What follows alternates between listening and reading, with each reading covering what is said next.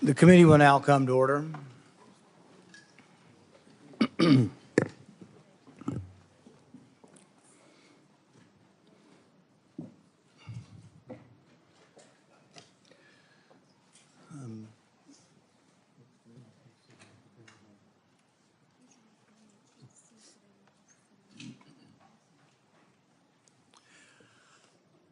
One million Americans died from COVID-19. Some estimate as many as 15 million people died worldwide from COVID-19.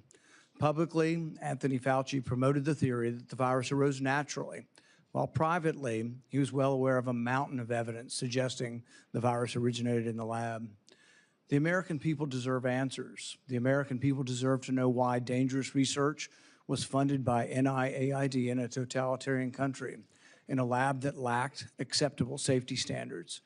The decision to fund dangerous gain-of-function research in Wuhan, China, will likely go down in history as perhaps one of the worst public health decisions. Frankly, the American people deserve an apology.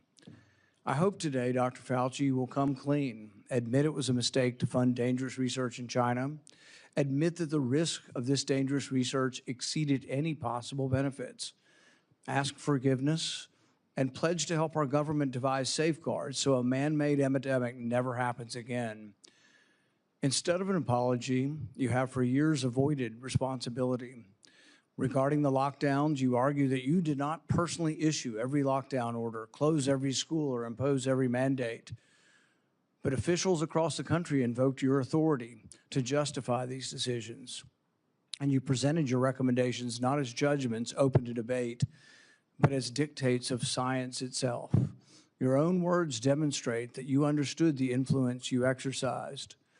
On March 14th, 2020, you wrote that the task force recommendations were driven by me, yourself, Deb, and CDC. The next day you wrote that you had convinced Mayor Bill de Blasio to close the New York City schools, so you were involved.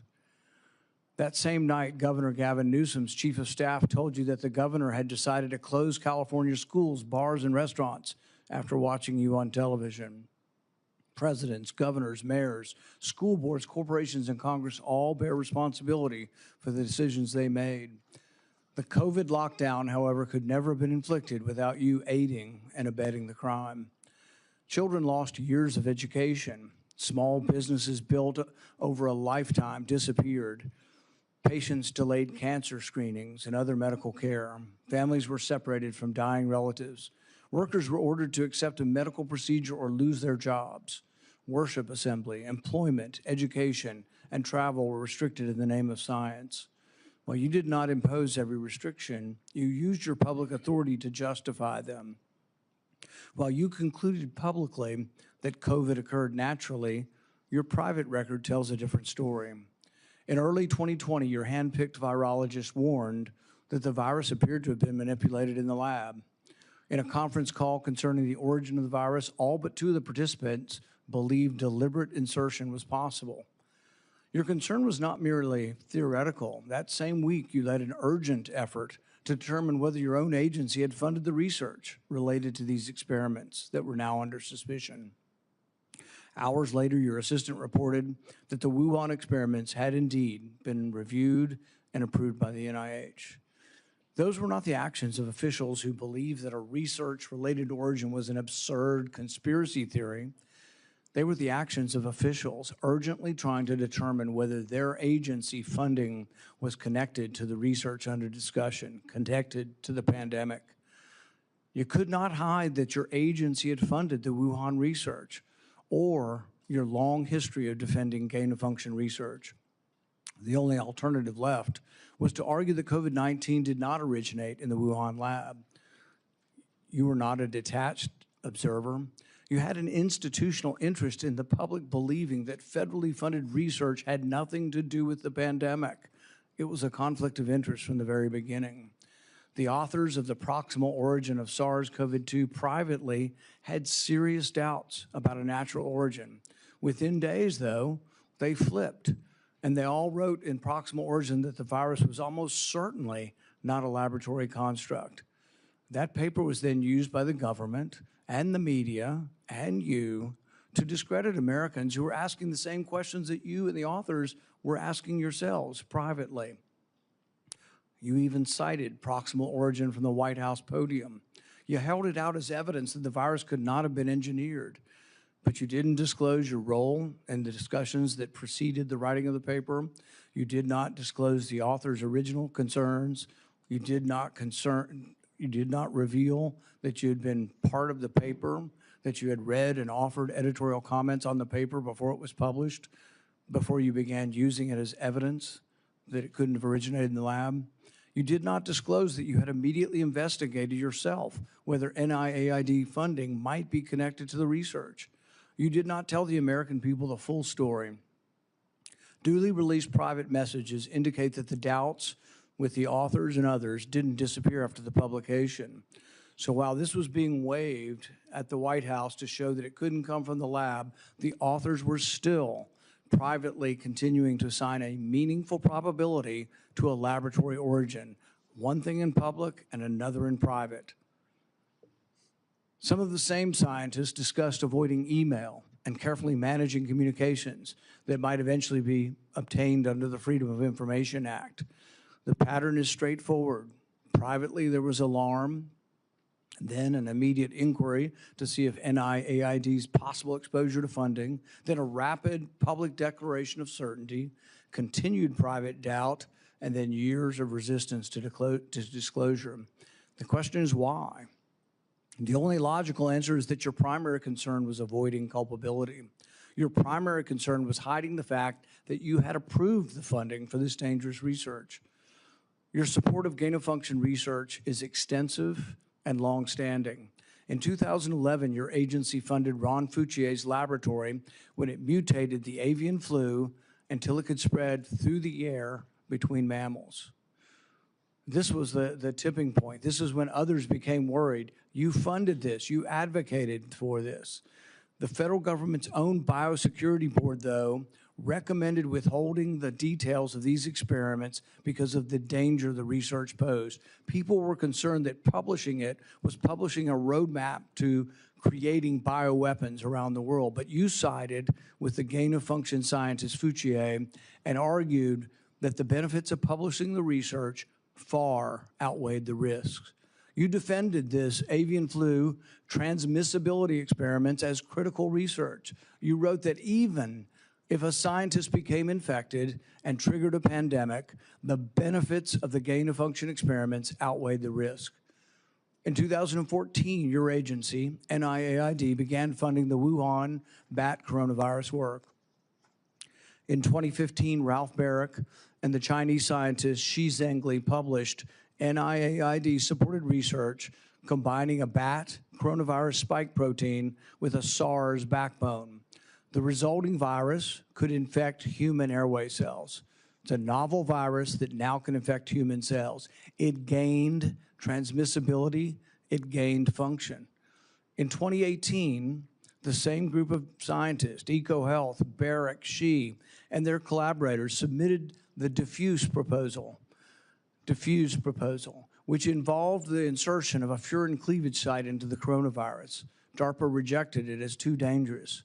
When COVID was sequenced, though, early on in January of 2020, within days, scientists discovered that, lo and behold, it had a novel furin cleavage site, just as had been proposed in the diffuse product. This was either an extraordinary coincidence or a smoking gun, evidence that the Chinese had created COVID-19. It made the laboratory origin question more legitimate, and it made your categorical public denials indefensible. On May 11th, 2021, you told the Senate, the NIH has never, ever, and does not now fund gain-of-function research in Wuhan, in the Wuhan Institute of Virology. When I gave you the opportunity to correct the record, to reconsider the statement, you responded that you had never before lied to Congress. We were then told that Only the government's narrowest regulation of definition counted here, that you could define gain of function in one way in which this wasn't gain of function, in which all of the common sense of the world would be thrown out, all of the idea that the mice were dying and the virus was more transmissible didn't matter because you had a technical definition that allowed you to fund it. But the real question is, was it dangerous? Was it a wise decision to fund this? And you haven't deviated from that. You've never admitted that it could have been a mistake funding this research in China. The American people weren't asking for a semantics debate over what is gain of function. They were asking, does common sense say this research was dangerous in Wuhan? They wanted to know whether their money-funded experiments in Wuhan that made bat coronaviruses better able to infect humans. The answer is yes. They wanted to know whether NIAID adequately supervised their work. The answer is no. When you defended this research, you described its benefits in the broadest terms. But when Congress demanded accountability, you hid behind the narrowest possible definition. You can't have it both ways. Your conduct concerning federal records raises further questions. It is a crime to destroy federal records. Yet our investigation reveals your assistant diligently reported that she deleted tons of emails. In 2024, you testified that you did not delete federal records. Who's telling the truth, you or your assistant? The committee has obtained repeated instructions from you telling federal officials to delete communications. On February 2nd, 2020, one day after Origin's call, you told Francis Collins, please delete this email after you read it. The committee asked for your voluntary cooperation to come today.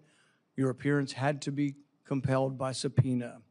You're here today under duress. You're here today because of the court ordering it. President Biden issued you a sweeping pardon extending back to 2014, the same pardon he gave to his son Hunter. A pardon may protect a person from criminal prosecution, doesn't rewrite history. It does not erase documents. It does not convert a misleading statement into a truthful one. And it does not prevent Congress from establishing what happened. There will be another pandemic. There will be another crisis. And there will again be officials who insist that uncertainty must be hidden for the public's own good. They will demand obedience. They will invoke science. I am the science, as though it were a commandment. They will argue that government officials cannot be questioned because questioning them would undermine public trust. They have it backwards. It is secrecy that destroys trust. It is arrogance that destroys trust. It is censorship that destroys trust. And it is the refusal to admit error that destroys trust. That loss of trust may be your most damaging legacy. Trust can't be ordered. It has to be earned. No scientist is above scrutiny. No government official is beyond accountability. And no public servant has the right to treat the suffering of millions of Americans as a footnote to his preferred version of history. I now recognize Senator Peters for his opening remarks. Thank you, Mr. Chairman. The Senate Homeland Security and Governmental Affairs Committee has a long and a very proud history of conducting serious oversight on behalf of the American people. When this committee has been at its best, Democrats and Republicans have worked together to investigate complicated issues, to follow the facts wherever they may lead, and produce recommendations that actually strengthen our nation's security and improve government functions. That bipartisan tradition has produced meaningful work following Hurricane Katrina, the January 6th attack on the U.S. Capitol, failures at the Secret Service, and countless other matters. Unfortunately, today's hearing is the latest step in the chairman's sharp departure from that long tradition. This hearing appears to be a culmination of months of biased and selected efforts by the majority under the guise of a committee investigation to basically legitimize a predetermined conclusion that was reached years ago.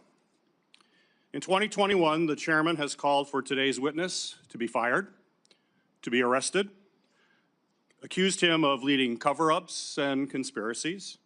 He has even featured the witness prominently in fundraising emails and on the cover of his book. He has also called for the cancellation of the witness's security detail, despite the fact the witness and his family have received numerous credible death threats. When I served as chairman, Senator Paul and I launched a bipartisan biosecurity investigation that included oversight of risky research and the origins of COVID-19, because we agreed that the committee's work would be stronger if we did it in a bipartisan manner and just followed the facts. That was and continues to be an area of legitimate and certainly needed oversight. As chairman, Senator Paul has taken the opposite approach. He has abandoned longstanding practice by blocking minority participation in committee oversight actions and has chosen to selectively release committee records that the minority has never had any access to in order to support his pre-drawn conclusions. The chairman has repeatedly excluded committee's minority and withheld documents and evidence from members that are entitled to receive them, disregarding longstanding Senate rules and committee precedent that have preserved the credibility of our oversight in this committee for decades. I have raised these concerns directly with the chairman because it's not just what we investigate that matters, but how we conduct that investigation. That also matters. One-sided investigations designed to validate predetermined conclusions do not serve the American people who sent us to actually uncover the truth and to solve problems. I wrote to the chairman requesting that he adhere to committee rules. But instead of addressing concerns that I raised, he removed part of the committee's website from the public view. This move not only prevented the public from being able to view those lists of concerns, it adds serious questions about the desire for transparency and legitimate oversight of this matter. But what makes today's hearing particularly disappointing is not simply the chairman's actions, but what we could be using this committee's true and time oversight responsibilities to accomplish. This committee has not held its annual threats hearing at all in this Congress. We have not held a budget hearing for the Department of Homeland Security. There are important hearings that we would have the opportunity to discuss as to how to strengthen our Homeland Security across the board. No hearings on those topics. Instead of focusing on the national security challenges that we are facing in our country right now, today's hearing looks backwards, revisiting questions this committee has already examined, including through bipartisan work that Senator Paul and I conducted together when I served as chairman of this committee. But rather than building on that work to strengthen our preparedness against future disasters, we are instead relitigating the past. COVID-19 exposed serious deficiencies in our nation's public health infrastructure. We know that. More than 1 million Americans lost their lives, and this committee should absolutely continue to examine how we can better prepare our nation against future biological threats. Those are the kinds of forward-looking, life-saving questions that will help our nation be better prepared to protect the health and the safety of Americans when the next emergency occurs. Unfortunately, at this precise moment, we should be strengthening our capabilities. The Trump administration seems to be doing everything in their power to actually weaken our capabilities. The administration has hollowed out the public health workforce. They have fired, pushed out, and cut funding for public health personnel, shrinking the CDC workforce by a quarter. Thousands of experienced scientists have left government service, and with them has gone critical institutional knowledge that cannot be easily replaced, certainly not quickly replaced. The administration, thanks to political operatives like Russell Vought, has slashed or illegally withheld funding for life-saving medicines and cutting-edge technologies that let us rapidly develop them during an emergency. Mr. Vought is now further politicizing the federal grant-making process, proposing to subject all federal grants, including those for disaster relief, housing development, and cancer research, to the whims of political appointees, not nonpartisan experts. All of this has left the American people more vulnerable to infectious disease threats, and we are already tragically seeing the consequences. Staffing and funding cuts have slowed the federal, state, and local response to ongoing outbreak of a foodborne parasite, which has sickened thousands in my home state of Michigan, as well as across the country. At the same time, the administration cuts to global health programs and international partnerships have greatly reduced our ability to contain dangerous diseases like Ebola before they spread to our shores. We should be examining whether our federal health agencies have the personnel and the resources they need to effectively prevent, detect, and respond to these threats. We should be asking how to strengthen our biodefense efforts to deter our adversaries and prevent biological attacks against our country, and how our government can better coordinate and communicate during public health emergencies. These are the kinds of forward-looking matters that are worthy of this committee's time. Instead, we are here continuing the chairman's year-long focus on one individual. History tells us, unfortunately, another pandemic is all but inevitable. The question is whether Congress and this committee will work to better prepare our country for it, or continue looking backward while our public health infrastructure crumbles around us. That is the hearing that we should be having today. Unfortunately, I fear the intent of this hearing is only meant to further a purely partisan agenda and it will not make Americans safer. Thank you, Mr. Chairman. The accusation that the committee has denied access to the minority to records is categorically false. This is the most transparent investigation in the history of Congress. We actually created a website and we put all of the information on the website. It continues to operate. The reason it hasn't been accessed is no Democrat ever signed up for it. Not one Democrat. We told them the access. They never asked for the access code. They haven't been on the website because they have not cared about the investigation. It's a practice of this committee to swear in the witness. Dr. Fauci, please stand and raise your right hand. Do you swear that the testimony you will give before this committee will be the truth, the whole truth, and nothing but the truth? So help you God. Dr. Anthony Fauci, you are recognized for 5 minutes for your opening statement. Mr. Chairman, Ranking Member Peters, members of the committee, I served at the NIH for over 54 years, 38 of those as director of the National Institute of Allergy and Infectious Diseases. Over that period, I proved that I believe in and respect the value of legitimate congressional oversight. In fact, I testified before and/or briefed Senate and House committees well over 200 times over those 38 years. During and after the COVID pandemic, I have appeared multiple times for hearings in the Senate and the House, usually under oath, and sat for several days-long transcribed sworn interviews, answering questions about the very issues that are now the subject of this hearing.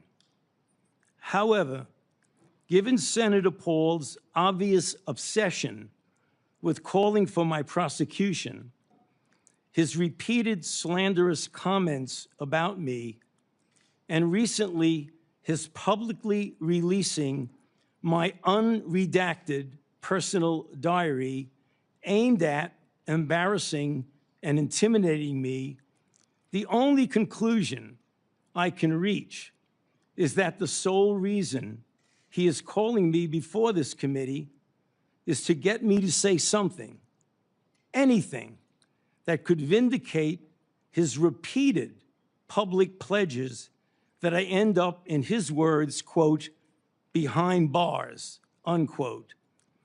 Any reasonable person who has followed his unhinged obsession with me would readily come to the same conclusion. Therefore, although it pains me to do so, because of the respect I have for the legislative branch of government and my decades-long record of cooperating with Congress, under the advice of my attorneys, I will invoke my right under the Fifth Amendment of the Constitution to refrain from answering your questions. Thank you. We will now begin a round of questioning. Dr. Fauci, your testimony today is compelled by a lawful subpoena. As you know, it's a crime under 18 U.S.C. Section 1001 to knowingly make a material false statement to Congress, with a penalty up to 5 years of imprisonment. Understanding that you are under oath, the American people would like to understand your reasoning, your rationale for why you chose to fund the research in Wuhan. There have been, intelligence agencies, the CIA, the FBI, the DOE, have all come to the conclusion that more likely than not, the virus came from the lab in Wuhan.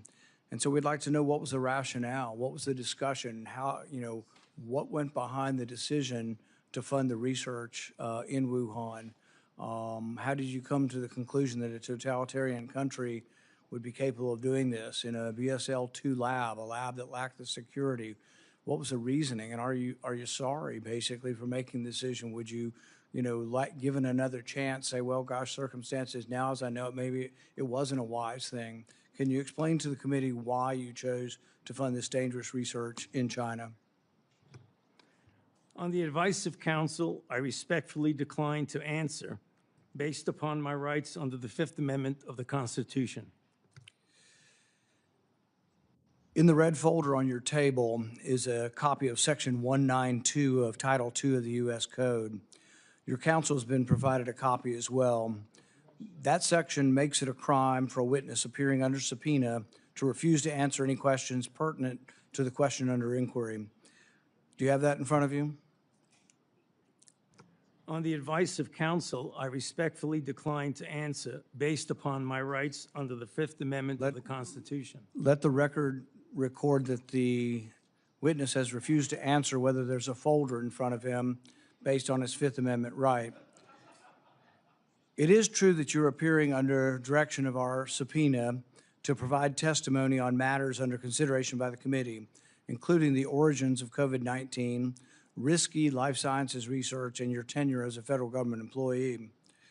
Additionally, you've been provided a full and unconditional pardon dated January 19th, 2025, for any offenses against the United States which may have been committed or taken part from January 1st, 2014 through the date of the pardon for a 10-year period,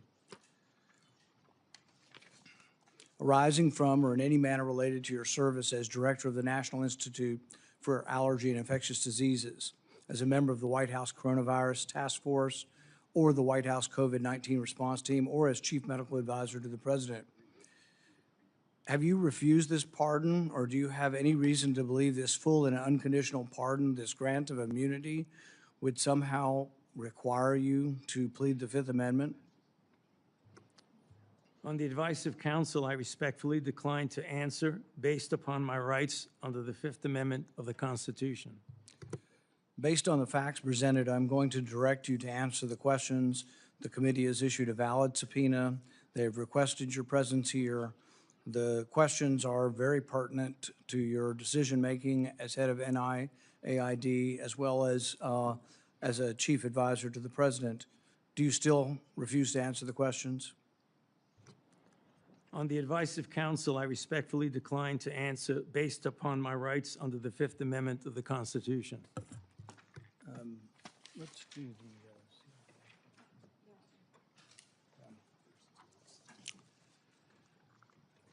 Dr. Fauci, were you ever made aware of gain-of-function research on monkeypox being conducted at the National Biodefense Analysis and Countermeasure Center, NBAC, at Fort Detrick? On the advice of counsel, I respectfully decline to answer based upon my rights under the Fifth Amendment of the Constitution. Dr. Fauci, did the CIA ever transfer funds to NIH under an interagency agreement? On the advice of counsel, I respectfully decline to answer based upon my rights under the Fifth Amendment of the Constitution.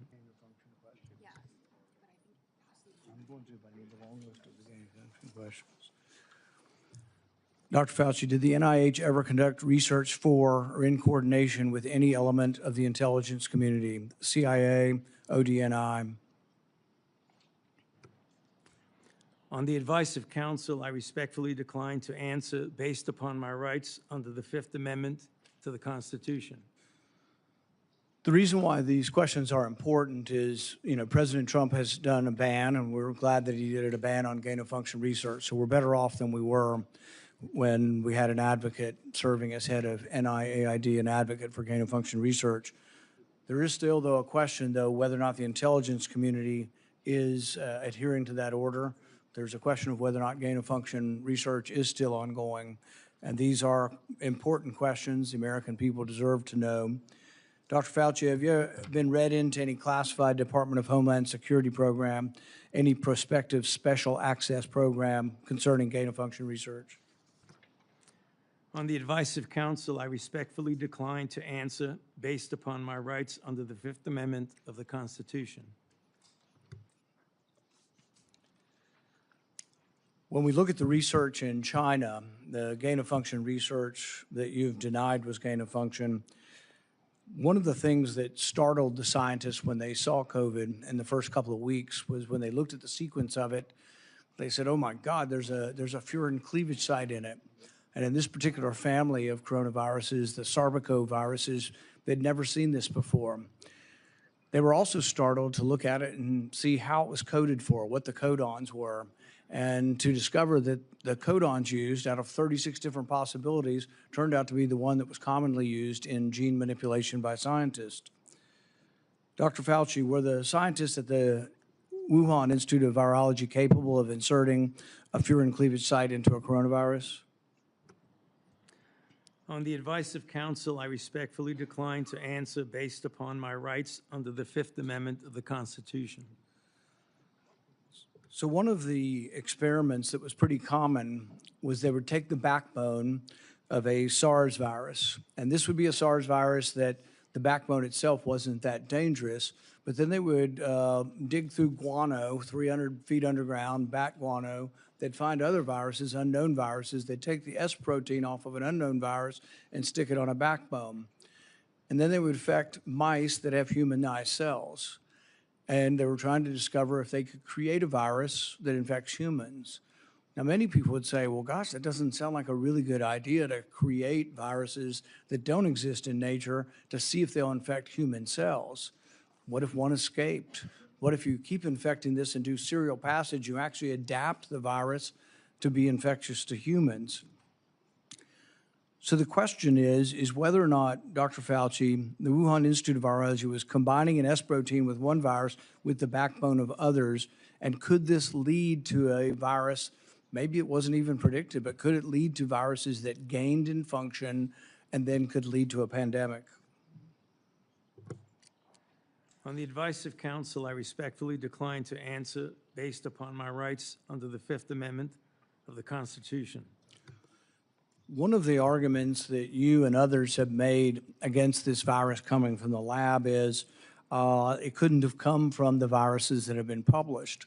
And nobody's really arguing that. I think from the very beginning, people acknowledged that the viruses that have been published are too far evolutionarily distant from a virus that could have become COVID-19. But what has never been acknowledged by the side who tries to call the other side of conspiracy theory, which is really something you don't usually see in a scientific debate. This is the first time I've ever seen an article printed in Lancet by your friends who called this a conspiracy theory. These are the kind of things you see as a screed on a political, website. You don't really see this in science. But when they release this as being a conspiracy theory, we're wondering that when you do this, when you combine these viruses and are able to grow them in humanized cells, whether or not this kind of risky research, whether you call it gain of function or not, whether you use the definition of gain of function, whether this kind of research should have had more scrutiny. I think in your House testimony, you testified that you never traveled to China and that you were unaware that anybody at NIH ever examine the labs, that you trusted the Chinese scientists. I think you said that even recently, that with your discretion, you trusted the Chinese scientists. The problem is that even in our country, we trust our scientists. They're good American scientists, probably doing the right thing for America. But at the same time, we oversight to make sure it's not dangerous research, but we also investigate the lab. I believe Fort Detrick was one of our main labs was closed down in the last year or two because of research institute, a research incident that was dangerous with dangerous pathogens. And so the American people would want to know, how could you approve this dangerous research in China, say that you trusted the Chinese scientists, and then in the end, you had to admit that you'd never been there, and none of your inspectors had ever been there. Dr. Fauci, had any of the labs where this dangerous research was occurring, were any American lab oversight or lab investigators, did they ever appear in these labs to make sure that they were safe labs? On the advice of counsel, I respectfully decline to answer based upon my rights under the Fifth Amendment to the Constitution. So one of the main theories for those who have looked at this being created in the lab was the idea that could have come from a virus not previously published. Dr. Fauci, are you aware that Dr. Shi, who worked for the Wuhan Institute of Virology, was said to, and I think in her own words, to have over 100 viruses that had not been previously published that could have been a close enough relative to create COVID-19? Are you aware of that? On the advice of counsel, I respectfully decline to answer based upon my rights under the Fifth Amendment to the Constitution.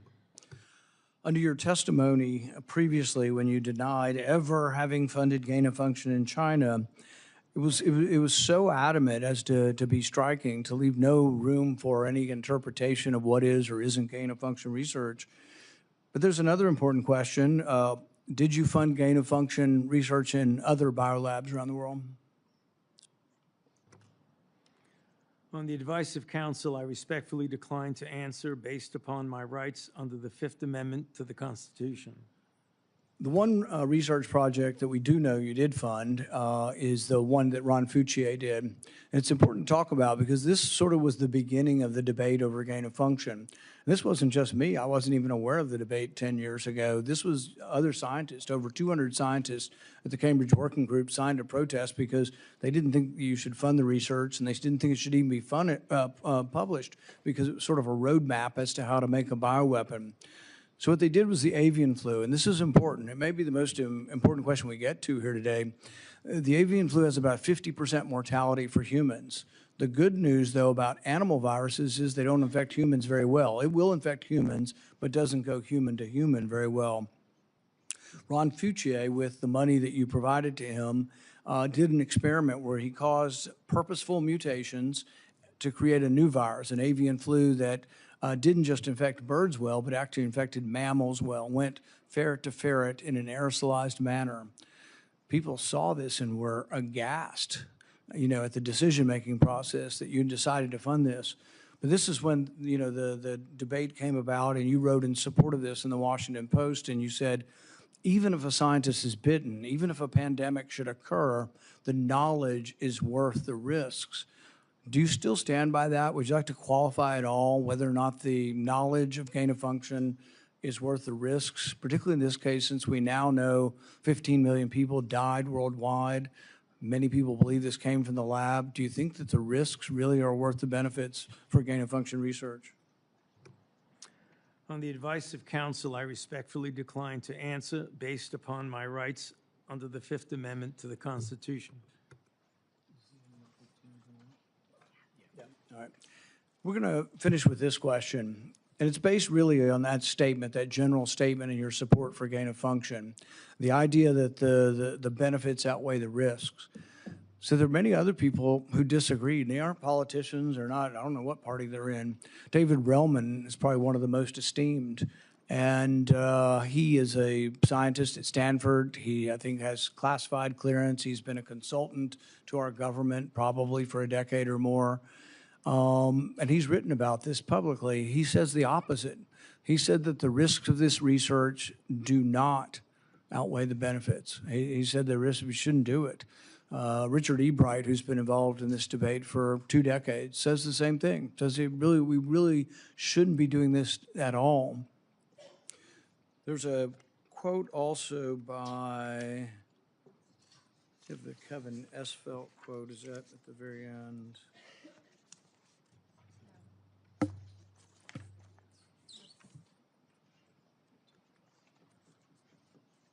Kevin Esfelt, who's a CRISPR scientist at MIT, also wrote about this gain of function. I implore every scientist, funder, and nation working in the field, please stop. No more trying to discover or make pandemic-capable viruses. No more experiments likely to disseminate blueprints for plagues. Dr. Fauci, would you like to at least answer this one question for us today and let us know whether or not you've changed your mind on whether or not the benefits of gain-of-function research outweigh the risks? On the advice of counsel, I respectfully decline to answer based upon my rights under the Fifth Amendment to the Constitution. The chairman has denied your assertion of privilege and directed you to answer, but you nonetheless refuse and stand on privilege despite the existence of the pardon. The committee will have to consider after this hearing what appropriate action should be taken against you for the failure to testify after being directed to do so. It's against the law to obstruct an investigation of Congress. There will be repercussions to your refusal to testify today. Senator Peters.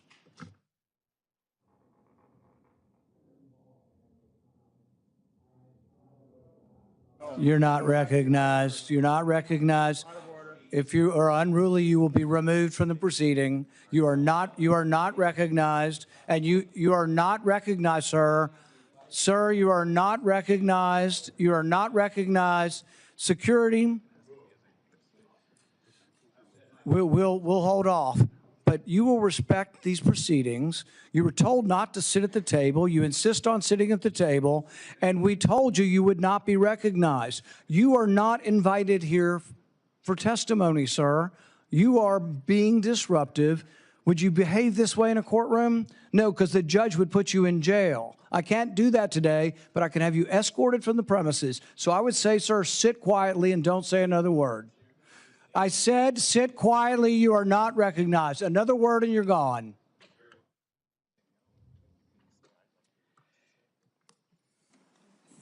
So, Mr. Chairman, I'd like to hear what the attorney has to say.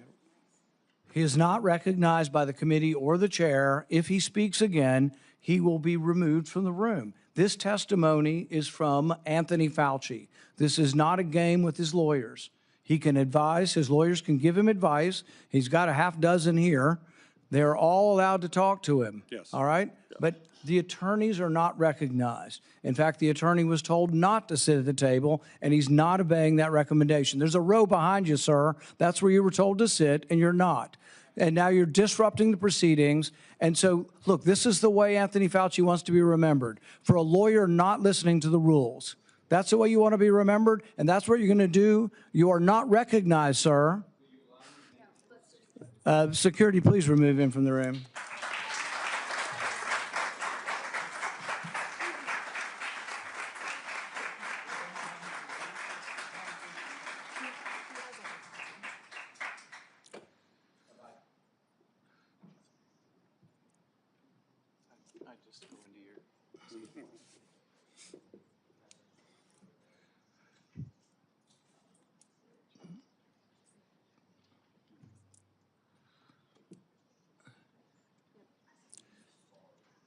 Let the record state that Dr. Fauci will still have the advice of the other half a dozen attorneys that he brought along today. Senator Peters. Thank you, Mr. Chairman.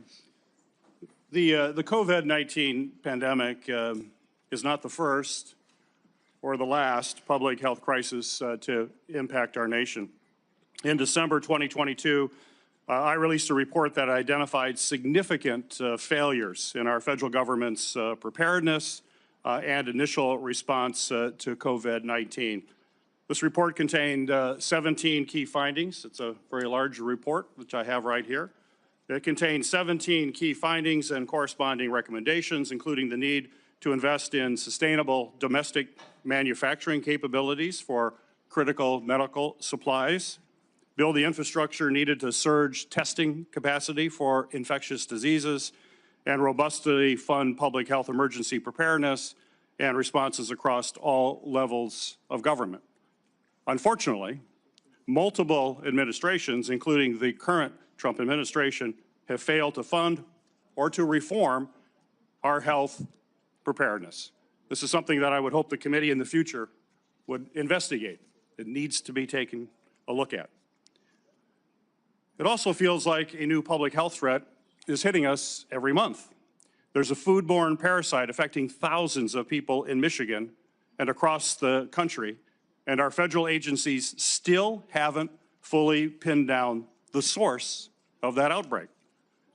Measles cases in this country are at the highest they've been in 35 years. More children are getting sick and even hospitalized from this preventable disease. Over 1,000 people have died from the Ebola virus in Africa, and we don't know how widespread this crisis actually is. We have a hantavirus scare on a cruise ship, and though it hasn't made headlines in the way that the screwworm threatening our food security has, I remain concerned about bird flu that is also spreading and could one day cause a pandemic. This is also something this committee should be investigating and holding hearings on. Since January 2025, the Trump administration has taken a number of actions to drastically weaken our ability to fight infectious diseases and biological threats that endanger Americans. These actions are both incomprehensible and are also inexcusable. They include slashing funding for public health and infectious disease research, canceling contracts for cutting-edge vaccine technology, shutting agencies responsible for tackling infectious diseases around the world, firing thousands of federal employees with keeping our communities and our medicines and our food supply safe, and injecting political appointees in what should be non-political grant-making functions. That is something this committee should be looking at. I could go on. I could go on all the topics that we need to be looking at moving forward to protect this country. We're not doing that in this committee. That's what this committee was designed to do. It's what it has done throughout history. It has done it in a bipartisan way. We should get back to that and think about the future of this country and keeping this country safe.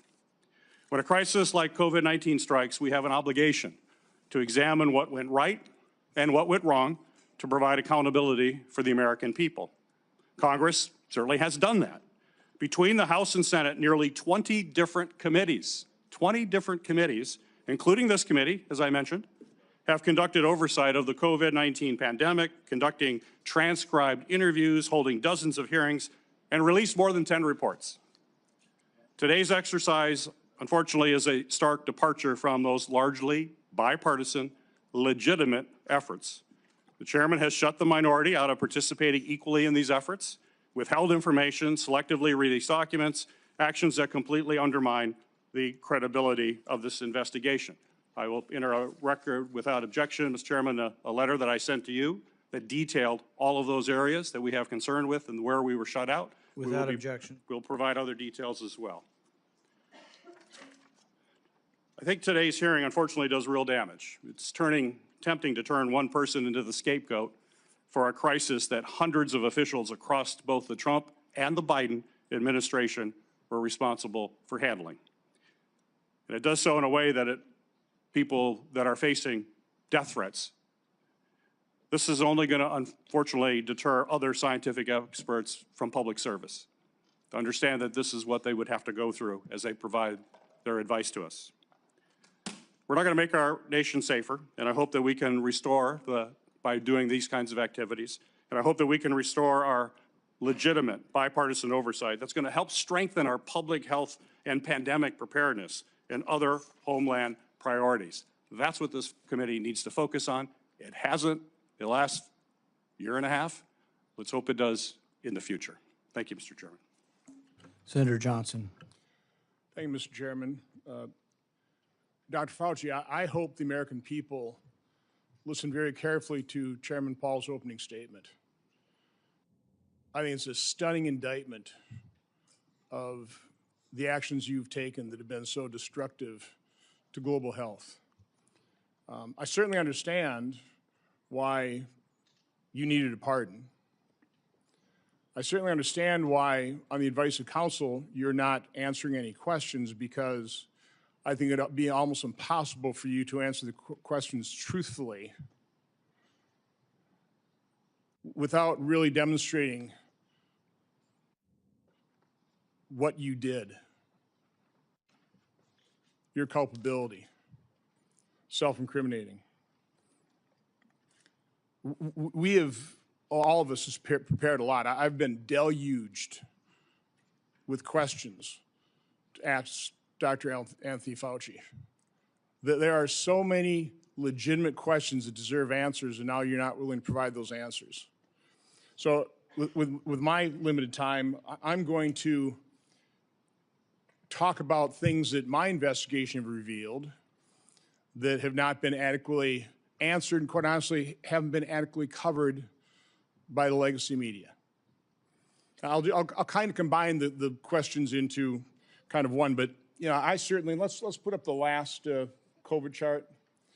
I was warned pretty early on about the dangers of the experimental gene therapy that you've called a vaccine, but it really falls under the definition of gene therapy. So I was going to ask you, I mean, were you carefully monitoring the safety surveillance systems like VAERS and vSafe that literally were deluged with complaints? You know, currently, worldwide, there have been almost 1.7 million adverse events reported to the VAERS system. Of those, over 39,000 were deaths. And of those deaths, 24% occur on the day of vaccination within 1 or 2 days. 24%, which, by the way, just happens to be the same percentage that a Rasmussen poll pointed out the American public believe 24% of the American public believe they know somebody who died of the experimental gene therapy. So again, I was certainly interested in asking you whether or not you were following this as carefully as I was. It's not my responsibility to follow safety surveillance systems, but I did.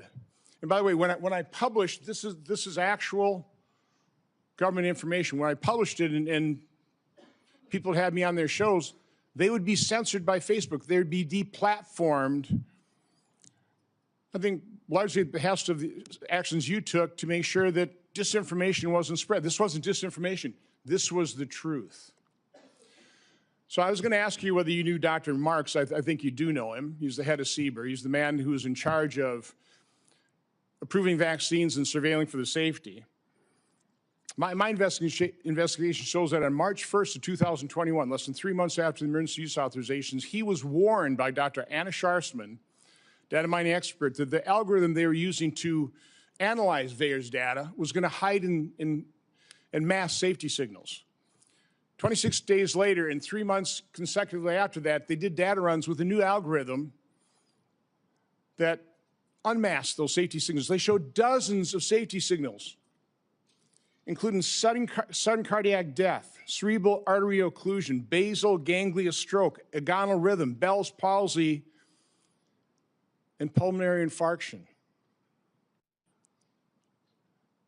Your diaries now show that you actually suffered pulmonary infarction in, I think, probably June 2021. I was just wondering whether it ever went through your mind that maybe that injection, all those boosters you took, might have caused that. You know, and the question I was going to, and I'll ask this question, were you ever made aware of the fact that Peter Marks was warned that the algorithm was going to hide the safety signals? And were you told that senior FDA officials were given shown dozens of safety signals associated with the COVID injection? On the advice of counsel, I respectfully decline to answer based upon my rights under the Fifth Amendment to the Constitution. Next area I want to go through is in that same month of March 2021, an employee at NIH, Dr. Nath, led a team of researchers who were diagnosing and treating individuals who'd never had COVID but were severely injured by the genetic therapy injections. Dr. Nath told those individuals, stay quiet. You know, we want to make sure that you know, we gather all the information and then release it to doctors so they can treat people like yourself. There was a concerted effort, and I'll enter this into the record. It appears inside NIH to quash Dr. Nath's publishing of that study. It finally was put on a preprint server with telling no one, and I think about May of 2022. I think what's noteworthy about this is Dr. Nath told the injured participants that early treatment, early intervention was crucial for them to be treated. And yet within the NIH, they were questioning what was Dr. Nath doing. They didn't want to publish that because, and I want to take time searching for it, because publishing it would create vaccine hesitancy, which is what we continue to hear time and time again, is the reason they didn't promote they lied about the safety signals they were seeing. Throughout the pandemic, I always pushed early treatment. You know, we've got things in here where, you know, you were really concerned about remdesivir because it was untested, but hydroxychloroquine, yeah, it was an approved drug. You know, maybe some safety issues, but we had a great deal of experience with it. All of a sudden, you had the Surgisphere study that was retracted within 2 weeks because it was completely false, totally blew up the use of hydroxychloroquine. And then when it comes to ivermectin, which, by the way, because I was contacted by so many people, I referred them to doctors who actually had the courage and compassion to treat vaccine-injured individuals. It works. But I was going to ask you whether you were involved in the FDA attack on ivermectin. You had a interview on CNN on August 29th of 2021, where, again, I just don't want to take time to find the exact quote, but you know, said there's no evidence that ivermectin is helpful. On that exact same day, and I've got the studies right here. There was a website that was tracking the random controlled studies. Here they are, showing 60, 70% efficacy of ivermectin. The same day you say there's no evidence, there was all kinds of evidence. Loved ones had to go to hospitals, had to sue hospitals. Just, would you try it? So I would want to know, you know, to what extent were you involved in sabotaging hydroxychloroquine, ivermectin, and did you do that because you knew the only way you get an emergency use authorization for these drugs, these experimental gene therapy, was if there was no effective treatment, you couldn't get the emergency use authorization. So is that why you helped sabotage these cheap generic drugs in favor of remdesivir, which, by the way, nurses, are you aware of the fact that nurses called it run, death is near? On the advice of counsel, I respectfully decline to answer based upon my rights under the Fifth Amendment to the Constitution. But let me end on this note, because this just came to light. You know, we've got 11 million pages of documents. We also have other people who were in the room. Now you actually lied to your own diary. On March 27, 2020, you wrote in your diary, "To my surprise yesterday, the POTUS sent a letter to governors outlining a plan to reopen county by county while monitoring the spread of virus in the low-risk counties. This was half-baked and never shown to Deb or I before it was sent out." So we have evidence that, in fact, you were fully aware of it and certainly approved it, if not authored it. So I was just simply asking you, I mean, is that true? I mean, did you literally lie to your own diary? Did you know of that letter sent out to governors about reopening county by county? And again, Mr. Chairman, I'd ask you to ask the witness to just answer that one simple question. On the advice of counsel, I respectfully decline to answer based upon my rights under the Fifth Amendment to the Constitution. Thank you, Mr. Chairman. Senator Hassan. Thank you. Dr. Fauci, I want to start by thanking you for more than 50 years of service to this country at the National Institutes of Health. And it is unfortunate that you have been put in the position that you are in today. And it must be enormously frustrating to know that this hearing is designed to entrap you. It must be very frustrating for your attorneys to hear the chair's mischaracterization of the legal issues and posture that impact your decisions at the witness table today. Meanwhile, I was going to ask you a series of questions about things that are relevant right now to the people of the United States about the state of public health in this country. Since President Trump took office in 2025, more than 4,500 cases of measles have been reported. That is more cases in the year and a half since Donald Trump has been president than were reported from 2000 to 2024 combined. Children are dying because there has been increased vaccine hesitancy, fueled by Robert F. Kennedy Jr., the Secretary of Health and Human Services, and frankly, his entire administration.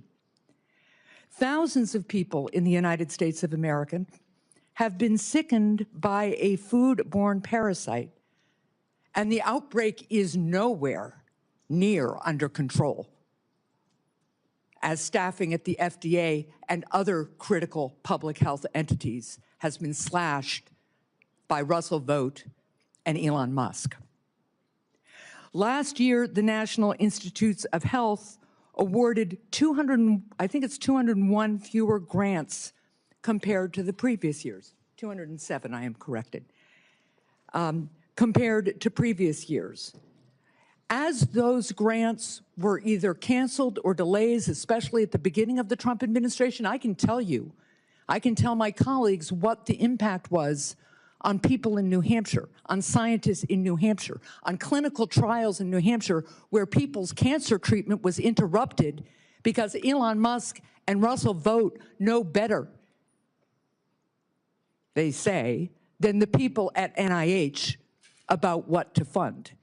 And because they did some sort of word search, it seems, for some of the grants, and boy, oh boy, if you were studying rural health in New Hampshire and trying to understand how to better engage people who need health care in rural America, that was off the table. America is losing researchers and scientists to other countries because researchers and scientists, highly trained, highly qualified, invested in often by the American taxpayer, are finding the hostility from this administration so strong that it interferes with their science, and they want to pursue science wherever that science takes them. I also sit on the Health, Education, Labor, and Pensions Committee. We have had a number of hearings with nominees recently to fill critical spots. One of those nominees is Dr. Erica Schwartz, a brilliant woman, medical degree, biomedical engineering degree. I think she also told us she has a law degree and a master's in public health. She was a two-star admiral in the United States Navy, an experienced doctor. And yet, when I asked her if she would push back at Secretary Kennedy, if he instructed her to suspend the promotion of the flu vaccine as he did some point in the last few months, there's an email to prove it, she couldn't answer that question. She either could not, would not, or had been bullied into evading a question about whether she, as the director of CDC, would stand up to Secretary Kennedy, the most unqualified Secretary of Health and Human Services this country has ever seen, and more than unqualified, somebody who pursues conspiracy theories, degrades people with disabilities, and continues to promote disproved science. That's the state of healthcare and public health in this country right now, not to mention the $1 trillion or so of cuts to the Medicaid program that is decimating healthcare in my state and decimating it around the country, not to mention the refusal of my colleagues and this administration to extend critical tax cuts for people who are trying to afford insurance on the Affordable Care Act. I just was at one of my community health clinics, and they are reporting fewer and fewer people coming in for care, disrupting care because they can no longer afford health insurance. And that is impacting, of course, the revenue stream to the community health clinic, their ability to hire and pay people, their ability to take care of their community. That's what I wish we were having hearings about in this committee and in the Health Committee. That's what I wish we were trying to address in a bipartisan way. But instead, we are here in an attempt to entrap you because you had a distinguished career trying to put Americans' public health first. With that, I yield. Senator Lankford. Mr. Chairman, thank you. Dr. Fauci, thanks for coming today. I know you're invoking your Fifth Amendment right, which you have the right to be able to do constitutionally, but thanks for coming and be a part of this. There are a lot of issues and a lot of questions that have come up, and hopefully in some day in the future, we'll be able to get all this clarity to be able to pull together. There were over 1 million Americans that died from COVID. You know that well. You were tracking the numbers literally every single day, those affected and those that died from the earliest days. There are a lot of lessons that we've got to learn from this, that we should put into history to be able to determine what happens in the future, how do we respond in the future, how do we deal with something like this again. It was uncharted territory for everyone. But I would tell you, countless families, including my own, watched a loved one die behind glass or through a screen because we couldn't get access to them. Children couldn't get to school. People missed their prom or graduation ceremonies. There were lots of things that happened that dramatically changed the future of the country. The mental health issues that we have continued to deal with from the isolation have been profound. Even something as simple as children that wore masks or around adults wearing masks for all that time are slower in learning language now because they couldn't watch someone's lips moving, and so they're slower in that. Amazingly enough, churches and places of worship were forced to be closed down. There were even churches that met where the pastor preached in the parking lot and the congregants all met in their cars with windows up, and police came and scattered them and said, "You can't be here." The simple act of social distancing became an issue as everyone guessed what's the right distance to be away from someone else. Literacy rates have declined. All these things are results, not to mention the loss of lives and the health experiences that have been out there for many Americans. So there are legitimate questions. I wanted to be able to raise some of those to be able to walk through some of this because it has been very, very challenging. As we've gone through some of your notes and your diary and other things that are out there, we're trying to be able to pull bits and pieces of things to be able to learn lessons. On May the 6th, 2020, you wrote at that time, I had a conversation with Robert Redfield, who, as you know well, was then the director of CDC, about the fact that greater than 1 million children worldwide have missed their measles vaccination because of the shutdown. You stated, this is terrible and needs to be addressed, since on that basis alone, there would be far more excess deaths from measles among children than coronavirus deaths among children. I need to bring this up to the TF, the task force. Did you ever have an opportunity to bring up the potential of measles deaths among children and an infection rate going around the world from measles based on the fact that so many children would not get their measles vaccine because of the shutdown? I'm sorry, Senator, but on the advice of counsel, I respectfully decline to answer based upon my rights under the Fifth Amendment to the Constitution. That is your right to do. One of the big issues that's really coming up is on the lab issue. This was greatly discussed about whether this came from a lab or whether this came from nature. There are obvious issues and differences between the two to be able to know this. You had a lot of conversation on this. Scientists around the world were in conversation on this. There were different statements that you even made in your private notes and your public notes on it. In January the 26th of 2020, this is before we had our first tragic death of coronavirus in the United States, you wrote, "It now appears using epi data that the genomic data, the first infection was in early December and was not connected to the market," which was the big rumor that was out there, was this wet market in China. We know the market was not the source, it was the amplifier. On January the 31st, you wrote about a phone call. You wrote, "The people on the phone felt the mutations around the furin cleavage site of the spike protein could not have occurred naturally since it would require an evolutionary jump that they found nowhere in bat isolates. They bring up the possibility this could have been deliberately inserted and either accidentally released or deliberately released by a crazy person in the lab, the former being the most likely." February the 1st, same year, 2020. This is again still before our first death. There was not total agreement about the likelihood of deliberate insertion. Ron said he was sure that this could occur naturally and we should not waste our time and divert our effort to pursue this. This is expected of him since he was the original gain-of-function person with Yoshi. Also, Christian was with Ron. The rest felt deliberate insertion was possible, and given the fact that Dr. Jingling Shi at the University of Wuhan has been working for years in gain-of-function in coronaviruses to allow adaptation of the spike protein to bind to the human ACE2 receptor, we could not let this go.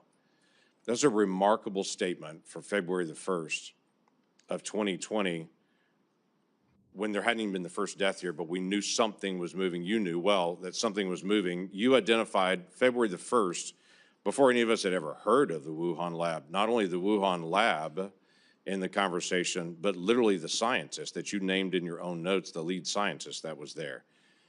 It's interesting to me on that, and the questions I was going to ask you was just your background and knowledge about the Wuhan lab and Dr. Shi and all the details. I'm aware of where you have been on trying to be able to plead your Fifth Amendment right, which is your right to be able to do. But I also want to be able to find out some facts to be able to help us for the future on this.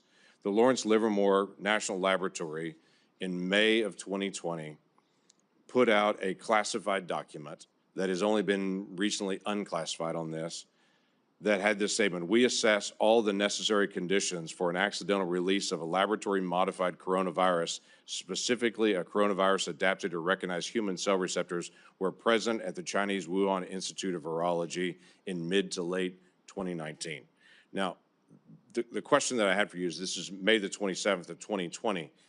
This is the report that most people will see, is this. I have clearance. I serve on the Intelligence Committee. I've actually read this complete document unredacted. My concern is, were you given the ability to see this document unredacted? Based on your position, were you able to see this and to be able to get this information? I could see it, and I know what's here. Everybody else just has their conclusion at the beginning of it, not this. My question to you was going to be, did you have access? Because it's important for the future that people in your position do have access to this kind of information and insight. Is there any way you could answer that question? Were you able to give access to this data? On the advice of counsel, I respectfully decline to answer based upon my rights under the Fifth Amendment to the Constitution. You wrote on January the 26th of 2020, "We should be allowed to send our CDC epidemiologists to China to work with them so they could see the data firsthand." You also wrote in February 12th, 2020, that you had great concerns about the World Health Organization because it depends greatly on China and, as you stated, often bows to them. Now, this is a really important issue that we've got to resolve for the future.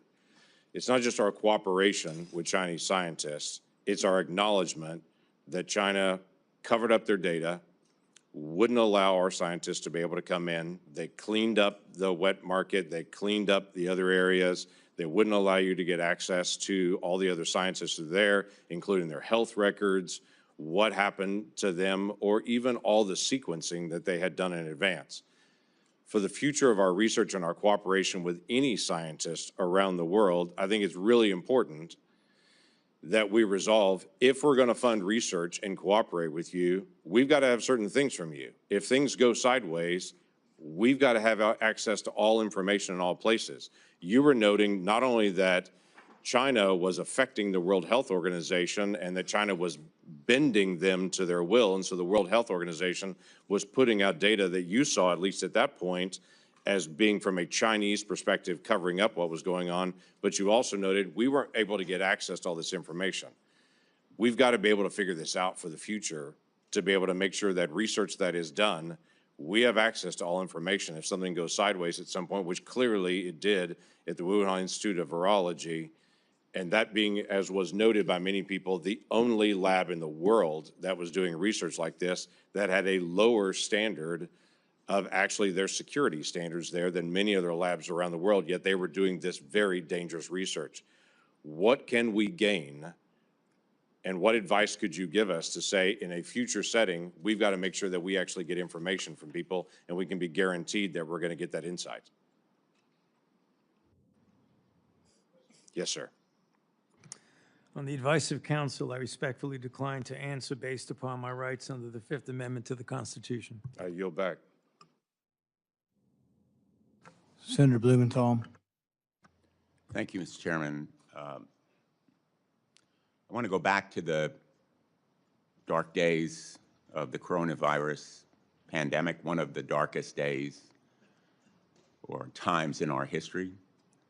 Hospitals were overflowing. Navy medical ships were docked in the Hudson River. Emergency rooms were forced into unprecedented triaging during the worst week of the pandemic, which happens to have been the last week of President Trump's first term.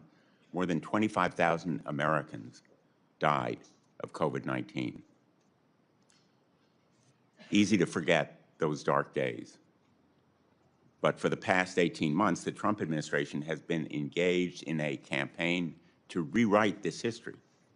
And today's proceeding, I fear, is part of that effort, one of the darkest days in our Senate's history. The Trump administration has launched a baseless set of smears against vaccines that help pull us out of that public health crisis, vaccines that are undoubtedly President Trump's greatest accomplishment. It has slashed funding to local public health departments that were on the front lines of the pandemic. And those healthcare workers are heroes. It has disparaged those heroes as woke or wasteful. And it has used a politicized Department of Justice to target the researchers who helped us track and understand the novel virus. Today's hearing is another page in that playbook, sadly, tragically. Dr. Fauci, you've spent 5 decades in public service, including nearly 4 decades in leadership at the National Institutes of Health, helping to conquer COVID-19, but also HIV, swine flu, Zika, Ebola, and other epidemics with real-life results saving human lives. Put aside all the flowery rhetoric that we hear in the United States Senate. Dr. Fauci has saved lives, as have public health officials in the United States and throughout the world. And today, we are demeaning and degrading their life-saving service. Republicans are eager to rebrand you as a villain in order to distract from their own failure to protect Americans from soaring healthcare costs. They've been rising astronomically in the last couple of years, and from unsafe food, which has caused cyclospora to spread, and resurgent measles as a result of the anti-vaccine policy.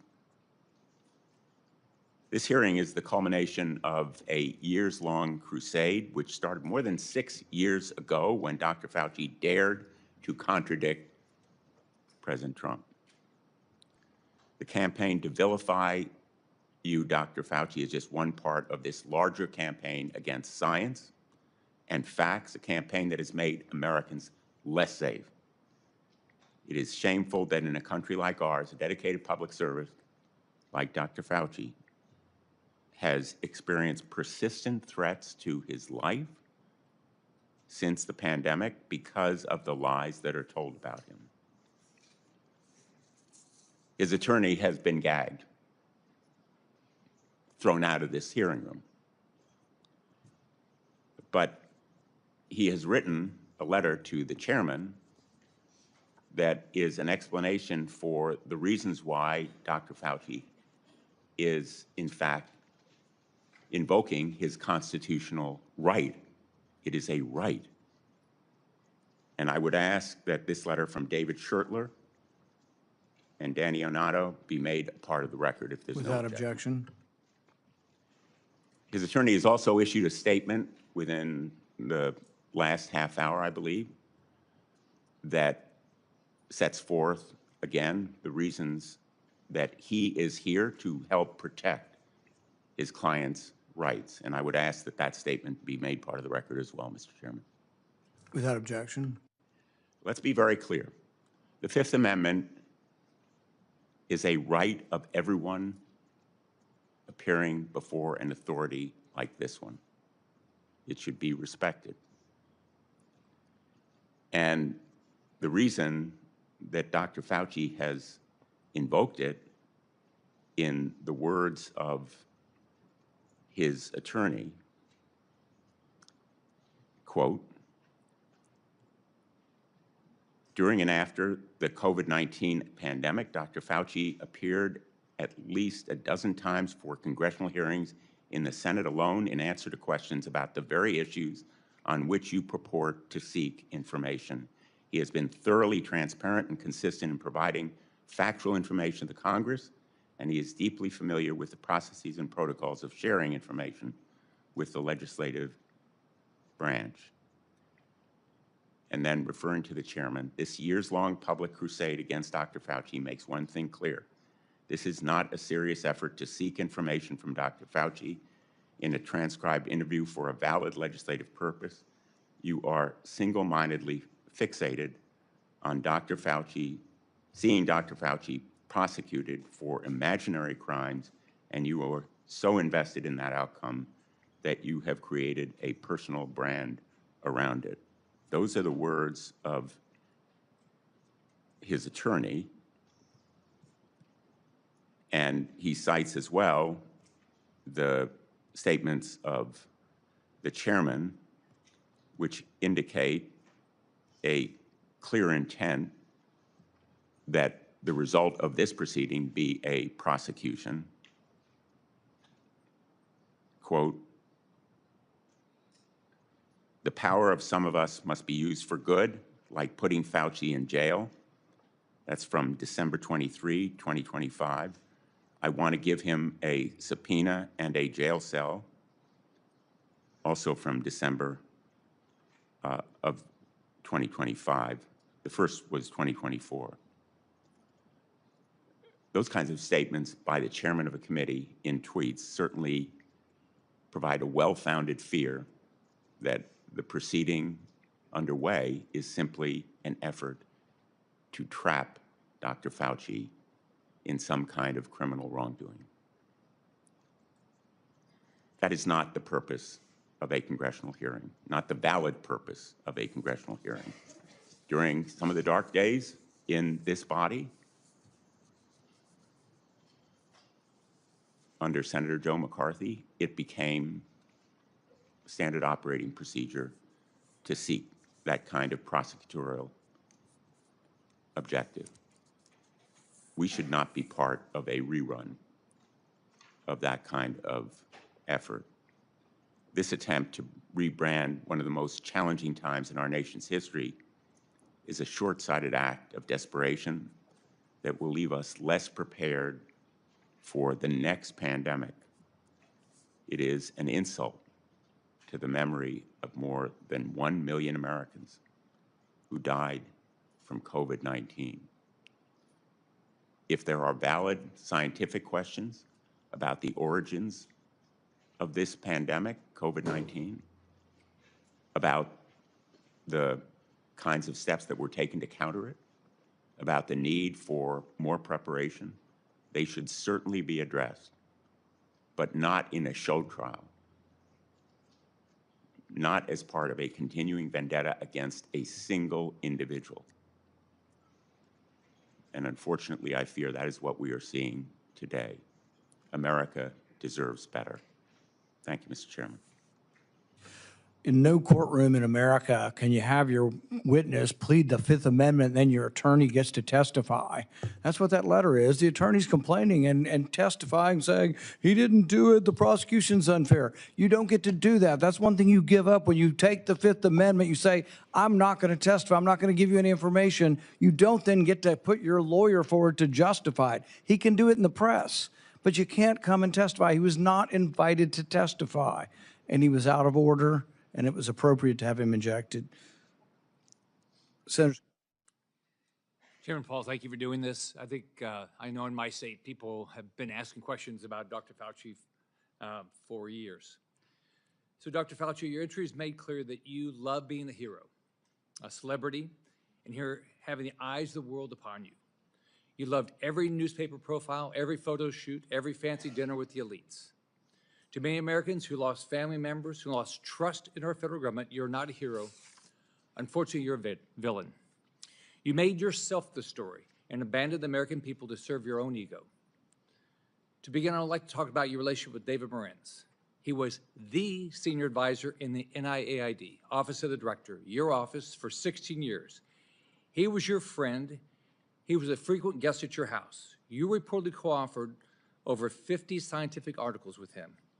You turned to him first right after COVID-19 first occurred. Earlier this year, the Department of Justice charged him with conspiracy against the United States, in addition to other charges as part of a conspiracy to conceal information and falsify records to suppress alternative theories about the origins of COVID-19. Now, you've publicly kicked this man to the curb, saying, Dr. Morenz was not an advisor to me on institute policy or other substantive issues. So let's start with the use of personal Gmail accounts and David Morenz's relationship with Peter Daszak. David Morenz tells Peter Daszak, president of Equal Alliance, and you've got this in front of you, it's Exhibit 1, and it's already in the record as part of this. It says, quote, P.S. I forgot to say that there is no worry about FOIA. I can either send stuff to Tony on his private Gmail or hand it to him at work or as house. He is too smart to let colleagues send him stuff that could cause trouble. Dr. Fauci, did Dr. Morenz's relationship with Peter Daszak concern you? Yes or no? On the advice of counsel, I respectfully decline to answer based upon my rights under the Fifth Amendment to the Constitution. Did David Morenz ever bring documents to your house? On the advice of counsel, I respectfully decline to answer based upon my rights under the Fifth Amendment to the Constitution. Did you ever receive a text about your work at NIAID to your personal cell phone? On the advice of counsel, I respectfully decline to answer based upon my rights under the Fifth Amendment to the Constitution. Did any text about your work at NIAID that went to your personal cell phone ever become part of federal records? On the advice of counsel, I respectfully decline to answer based upon my rights under the Fifth Amendment to the Constitution. Did you maintain a personal email account while serving as director? On the advice of counsel, I respectfully decline to answer based upon my rights under the Fifth Amendment to the Constitution. Did you ever receive work-related communications on that Gmail account from David Morenz? On the advice of counsel, I respectfully decline to answer based upon my rights under the Fifth Amendment to the Constitution. Did you preserve any work-related communications on that Gmail account from David Morenz? On the advice of counsel, I respectfully decline to answer based upon my rights under the Fifth Amendment to the Constitution. Did David Moran's ever provide you with documents outside of those two ways that would violate NIH policy for FOIA compliance? On the advice of counsel, I respectfully decline to answer based upon my rights under the Fifth Amendment to the Constitution. Now let's look at two other communications. You emailed David Morantz on January 26, 2020, quote, "It is important that I speak with you tonight. Please call me at home." This is part of Exhibit 2 that you have in front of you. This email is sent the same day, the exact same day you write in an internal document, quote, "Now we know the market was not the source, it was the amplifier," unquote. Would you call the origins of COVID-19 a substantive issue? On the advice of counsel, I respectfully decline to answer based upon my rights under the Fifth Amendment to the Constitution. Did you discuss COVID-19 origins with David Morantz on this phone call? On the advice of counsel, I respectfully decline to answer based upon my rights under the Fifth Amendment to the Constitution. Now let's take a closer look at the last time you testified before Congress. This is part of what you have in front of you as Exhibit 4, which is part of the record. In June 2024, you testified to Dr. Morantz, quote, "Was not an advisor to me on institute policy or other substantive issues. Furthermore, his office is located in a different building from that of the NIAID director," unquote. Is that still your testimony today? On the advice of counsel, I respectfully decline to answer based upon my rights under the Fifth Amendment to the Constitution. So today, under oath, your testimony remains that Dr. Morantz was not an advisor to you on institute policy or substantive matters. On the advice of counsel, I respectfully decline to answer based upon my rights under the Fifth Amendment to the Constitution. Now, I've got Exhibit 5, which you have in front of you. On October 24, 2021, David Morantz texted you to provide information about and advocate for the controversial EcoHealth Alliance grant. You thank him and tell him you will check the information. Would you agree that this shows an advisory relationship between David Morantz and yourself? On the advice of counsel, I respectfully decline to answer based upon my rights under the Fifth Amendment to the Constitution. Would you agree that you two were discussing a substantive issue? On the advice of counsel, I respectfully decline to answer based upon my rights under the Fifth Amendment to the Constitution. If documentary evidence establishes that Dr. Morantz advised you regarding EcoHealth Alliance, COVID origins, or grant policy, then your June 2024 testimony would have been inaccurate, correct? On the advice of counsel, I respectfully decline to answer based upon my rights under the Fifth Amendment to the Constitution. Is there any document in your possession today that would contradict your prior congressional testimony? On the advice of counsel, I respectfully decline to answer based upon my rights under the Fifth Amendment to the Constitution. Have you deleted, destroyed, or instructed anyone to destroy records after learning Congress is investigating these matters? On the advice of counsel, I respectfully decline to answer based upon my rights under the Fifth Amendment to the Constitution. Are you aware of anyone who did? On the advice of counsel, I respectfully decline to answer based upon my rights under the Fifth Amendment to the Constitution. As you know, Dr. Morantz now faces charges related to destroying records while you distance yourself from him. Is that fair to a decades-long friend? On the advice of counsel, I respectfully decline to answer based upon my rights under the Fifth Amendment to the Constitution. When is the last time you spoke to him? On the advice of counsel, I respectfully decline to answer based upon my rights under the Fifth Amendment to the Constitution. In hindsight, are you disappointed how you handled COVID? Do you have any regrets? On the advice of counsel, I respectfully decline to answer based upon my rights under the Fifth Amendment to the Constitution. Dr. Fauci, I want to close with this. Here's how you impacted my family and people close to me. I have daughters with children. You can't imagine the questions they had around vaccines for their kids and themselves, and the pressure, the unbelievable pressure to make the right decision for their health. I can tell you pregnant women who worked with me were so scared because every time they went to the doctor, they were told something different about taking the vaccine, and you caused this. Imagine being a mom trying to protect their kids, or an expectant mother trying to figure out what to do. Every 3 weeks, a doctor tells you a new set of guidance on a vaccine. The haphazard information you released and pushed on the American people with little research is appalling, and why there's so much distrust in our institutions today. That trust is crucial to public health, and you, more than any person or event in my lifetime, have destroyed that trust for millions of Americans. You lied to hundreds of millions of people amid the worst public health crisis in a century. You failed to follow your own guidance.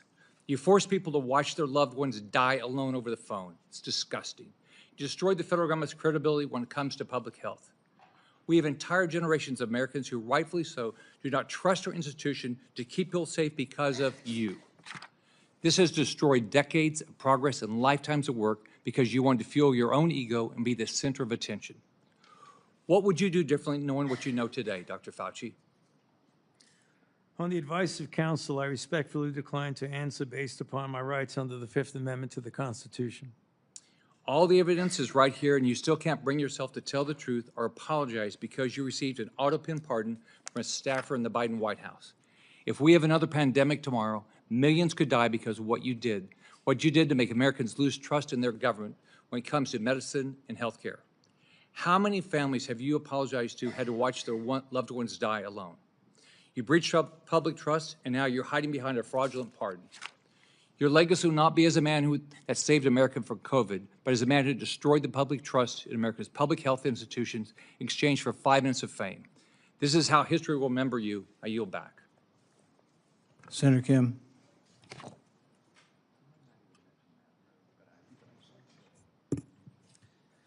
Thank you, Dr. Fauci, for coming on out in front of this committee. I know it's not what you would want. It's not what you deserve. I just want to say and start by just saying thank you to you for your service to this nation. I didn't know much about you prior to the pandemic. I came to learn about you from however many Americans did, but I also had the opportunity to talk to you and engage with you as someone who is a member of the Select Committee on the Coronavirus Crisis over in the House of Representatives. When I learned about your background, 38 years as the director of the National Institute of Allergy and Infectious Disease, appointed by President Reagan, served under 7 presidents, 4 Republicans and 3 Democrats. I admire that greatly. I myself had a chance to serve in the executive branch, serve in government under both a Republican president and a Democratic president. And I believe that we need more of that type of work, a place where we can understand our jobs not as coming from a place of partisanship and politics, but that of just public service. And right now, I feel the hyperpartisanship growing in this country in dangerous ways. I feel it much more present here on the Hill than I did back when I served as a nonpartisan career public servant at the State Department. And I worry about it. I worry about what kind of trajectory we're on as a country and what this causes when it comes next for public service and those willing to step up for our nation. And it's not just in the attacks, but we see it brought out with the cuts to funding, to the firing of federal workers, to the demonization of their motivations, people calling our public servants criminals, thinking that they are there solely to undermine others that are trying to engage. I look at it right now. You know, it's not just that the people are being attacked, our public servants being attacked, but that it's undermining the very nature of the work of governance. You know, these cuts to HHS funding, to NIH funding, to the grants, cuts to the researchers doing the critical work to find cures and medicines. These firing and these cuts, they're creating a chilling effect, honestly, a chilling effect for the next generation of people who might consider stepping up to serve our nation, to be the next generation of researchers who now are wondering whether or not this is the right thing for them to do at a time when they see some of their colleagues or those that they looked up to being attacked, their funding being cut. Researchers that I talked to who are now either leaving the country or considering leaving the country to do their work because of the sheer unpredictability of America. That this nation's so great, so powerful has now been crippled with this sense of unpredictability and unreliability. That is not the type of country that I hope we strive to be. I've raised this because these attacks upon Dr. Fauci, it's not just about him. It's sending signals to others who are thinking about serving our country, our scientists, our doctors, our healthcare professionals, our researchers, trying to show to them that if you don't get in line with the politics, that you will also potentially be subject to attacks.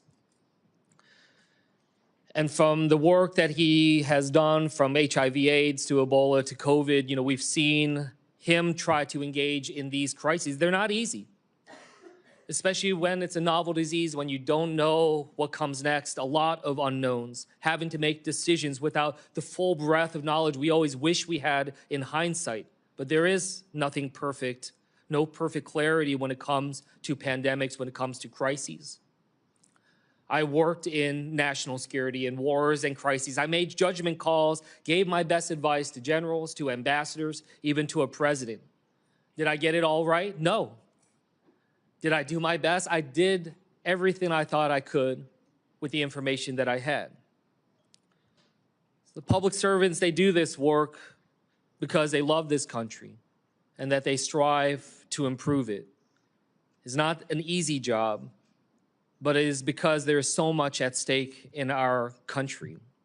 But these public servants do it because they are in the arena. I just want to end by just reading a portion of this because I think it's important as we're thinking about how to be able to treat public servants through this country, to think through this. And in the words of Teddy Roosevelt saying, it's not the critic who counts, not the man who points out how the strong man stumbles or where the doer of deeds could have done them better. The credit belongs to the man who is actually in the arena, whose face is marred by dust and sweat and blood, who strive valiantly, who errs but comes short again and again, who spends himself in a worthy cause, who at the best knows in the end the triumphs of high achievement, and who at the worst, if he fails, at least he fails while daring greatly, so that his place shall never be with those cold and timid souls who neither know victory nor defeat. Thank you for your service, Dr. Fauci. I yield back. Senator Alling. Thank you, Mr. Chairman. Well, nothing says honesty like taking the fifth, huh, Doc? Let's try something. What day of the week is it today? On the advice of counsel, I respectfully decline to answer based upon my rights under the Fifth Amendment to the Constitution. What color tie are you wearing? On the advice of counsel, I respectfully decline to answer based upon my rights under the Fifth Amendment to the Constitution. What color's the carpet in front of you? On the advice of counsel, I respectfully decline to answer based upon my rights under the Fifth Amendment to the Constitution. Let's just get one thing straight. You don't have any rights under the Fifth Amendment because you've been pardoned, as you very well know. As the Supreme Court has been clear for a century and more, Brown versus Walker, 1896, when he has been pardoned, he may not stand upon his privilege.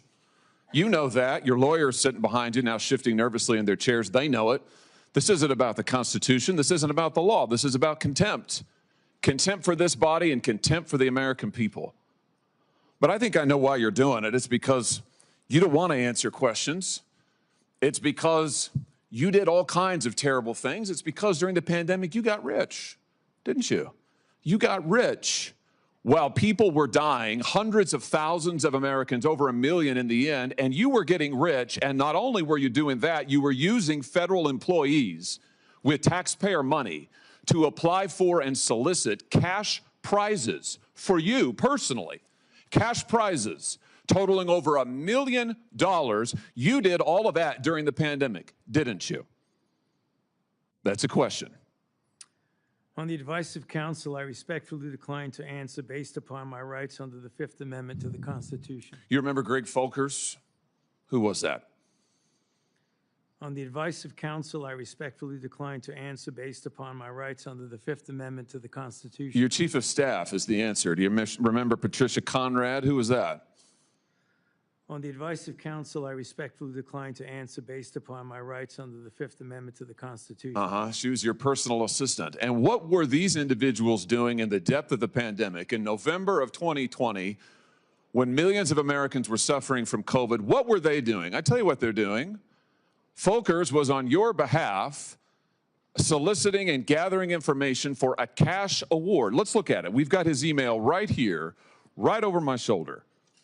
Volker says, I'm working on this nomination for the Dan David Award for Fauci. We need to beef up the COVID part. Do you have language in the can that you could share that delineates how we responded in new ways to COVID? He sends this to multiple federal employees. What was the Dan David Award? Do you remember, Doc?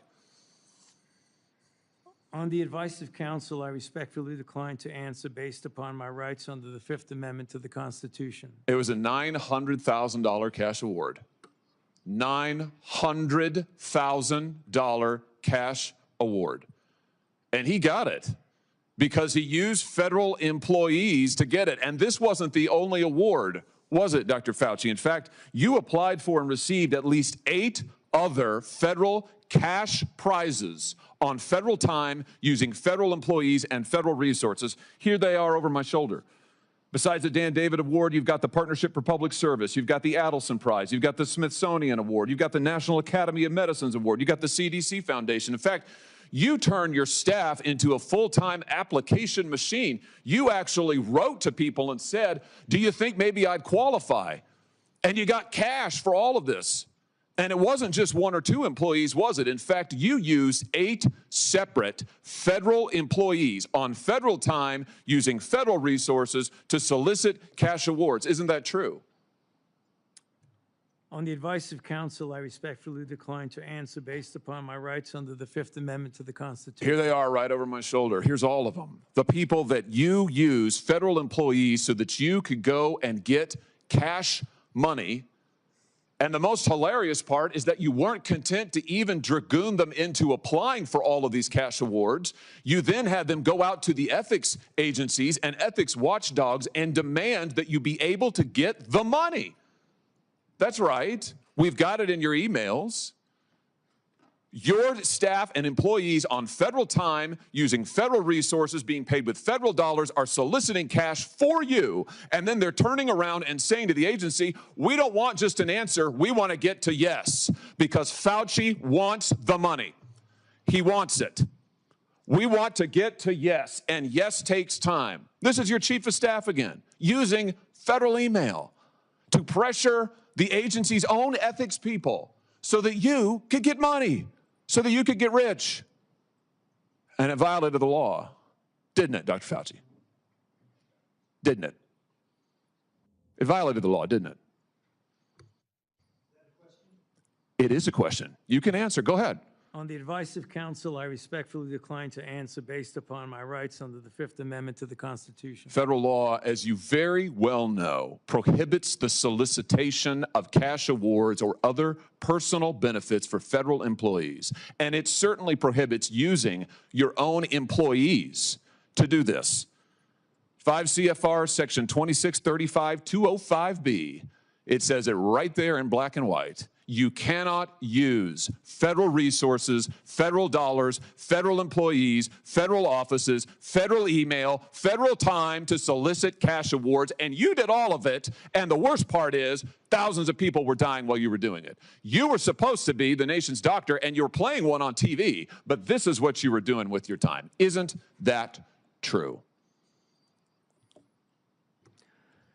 On the advice of counsel, I respectfully decline to answer based upon my rights under the Fifth Amendment to the Constitution. Yeah, I can see why. I can certainly see why. You know what I can't quite figure out is that why you were so obsessed with it, because you're already rich. I mean, and your scheme worked here. I mean, your net worth now is north of $12 million. You got over $1 million in cash awards during COVID, during a 12-month, 24-month span during COVID. $1 million you knocked down in cash money using federal resources. Now you're worth more than $12 million. You've got a pension that in its first year paid out north of $400,000 a year. 1 million people dead, you're getting rich. 1 million people dead, you're using federal employees to get cash awards for you. 1 million people dead, and you're here taking the fifth because you don't want to admit that what really happened in all that time was a multi-month, multi-year course of self-dealing. Isn't that true, Dr. Fauci? On the advice of counsel, I respectfully decline to answer based upon my rights under the Fifth Amendment to the Constitution. Yeah, well, silence is admission. And here's the real thing. At the end of the day, it wasn't just about the money, really, was it? It was really about a power trip. I mean, through all of this, you want to be the most famous scientist in the world. You were so focused on getting every award and every drop of cash that you could, all because you wanted to be on TV. You wanted to be the sun god of science. You wanted to be the guy who was in charge of it all. You wanted to lambast Trump. You wanted to make sure that nobody else stole your spotlight. You wanted to be the guy. You had time to sit for InStyle magazine. Here's what you were doing with your time. You could sit for InStyle magazine, but you can't answer questions for the American people. You could sit for InStyle magazine, but you're here taking the fifth. You could sit for InStyle magazine and get $1 million in cash awards, but now the cat's got your tongue. I bet he does. I tell you what, here's my conclusion from all of this. This was really all about you the whole time. Somewhere along the way, you lost your way. You may have been a good public servant at one time, I don't know. But I can tell you from reading your emails now, from looking at what you did, how you used your employees, somewhere along the line, it became all about you. You became a narcissist and a megalomaniac and a liar. And you've lied to the American people, and you've lied to this body. And you've disgraced your profession by doing it. You called yourself the most famous scientist in the world. You've done more to harm science than anybody in my lifetime. And I hope you'll go home and write that in your diary. Thank you, Mr. Chairman. Senator Fetterman. Thank you, Mr. Chairman. Dr. Fauci, I'm not here to perhaps attack you or defend or anything. It's really just more, honestly, I just want to acknowledge I have had members of my family die from COVID, and now I also grieve for people that I've met that have lost their business through the pandemic, and they'll never been the same. Now, during the pandemic, I was the lieutenant governor, so we were in the middle of all of that maelstrom, trying to find the right balance between protect life and protect the economics and for all of it. And I'm not sure if we got it all right or wrong, but without a doubt, I can continue to question myself. But one that it's not about much more your regrets, but I have one, and that is early on that there was the theory that the virus could have emerged from the lab. And early on that became like a right-wing kinds of theory, and I thought it seemed to make sense. Now there was a really advanced lab that was close by, and then you have this unknown virus out. So, but that became a very partisan thing, and now it seems now it's more and more emerging theory that would have come from the lab. Now, you know, I think that the next time our nation's facing something like this, we are not become, you know, as I might have been, blinded by the partisan idea that maybe the truth might come from a side that's different than you are. But I think we should really be willing to pursue truth, no matter where that may have emerged, you know, for all of that. So, and I now cede the remain back to the chair. Thank you. Senator Moreno. Thank you, Mr. Chairman. And I will echo Senator Johnson's comments about your opening statement, Mr. Chairman. I think it was dead on. Very, very well done. Mr. Fauci, do you know who David Schertler is? On the advice of counsel, I respectfully decline to answer based upon my rights under the Fifth Amendment to the Constitution. Fifth Amendment of the Constitution. What does the Fifth Amendment of the Constitution say?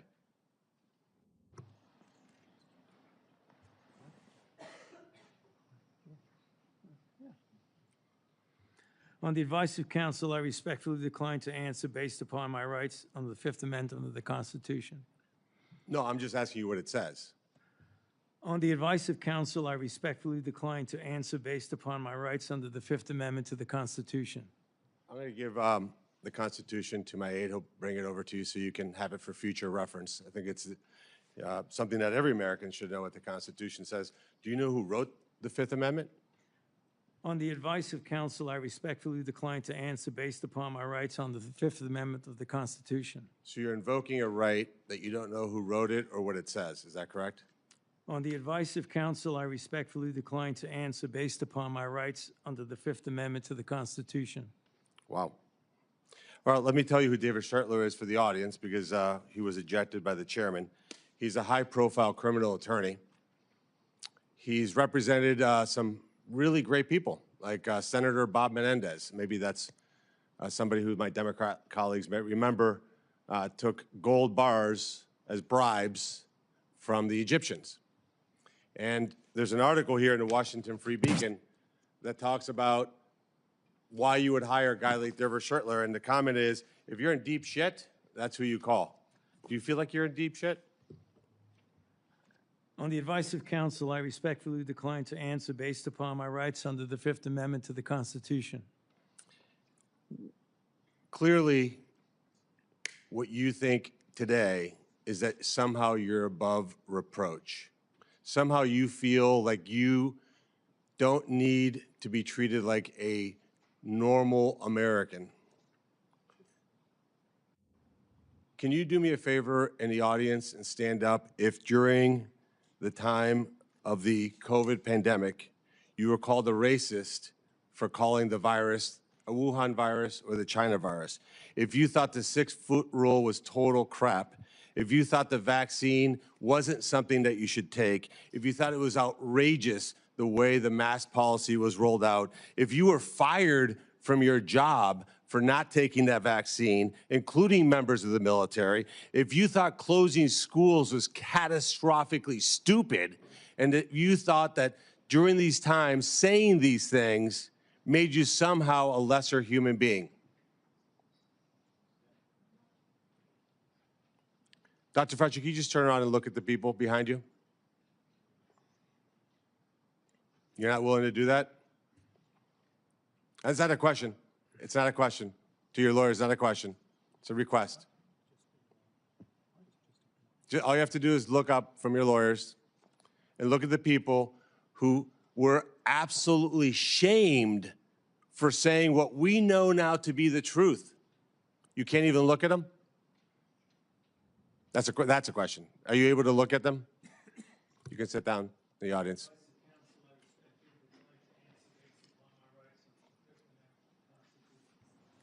There was a mom in Ohio during the depth of the coronavirus pandemic,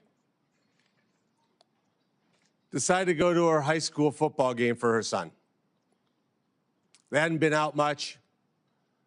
The kids had been learning at school, and then the school got shut down. They hadn't really gotten much out of that education. As any parent knew, that remote learning was no learning at all. But it was a Friday night. Her son wanted to go watch a buddy go play football. So they went to the stadium. They sat alone, far from everybody else, just a mom, a dad, a few kids. They didn't feel they needed to wear masks because it was stupid, because they were outside. They all live together. They're not near anybody. Dr. Fauci, do you know what happened to that mom and that family? That's a question. On the advice of counsel, I respectfully decline to answer based upon my rights under the Fifth Amendment to the Constitution. They were dragged out of that stadium and arrested.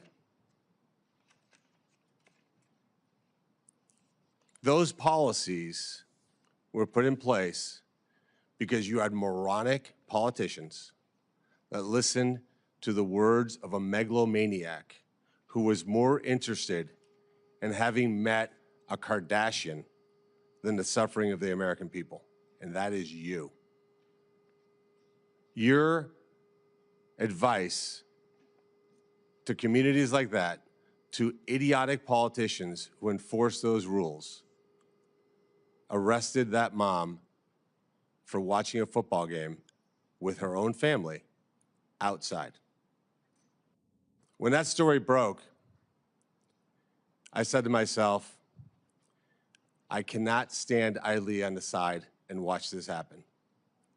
It was about 6 years ago today that I decided I'm going to give up my businesses, sell them all, run for office, run for the United States Senate. Here I am sitting in front of you 6 years later saying, who the fuck do you think you were for doing that? It is a total disgrace what you did to this country.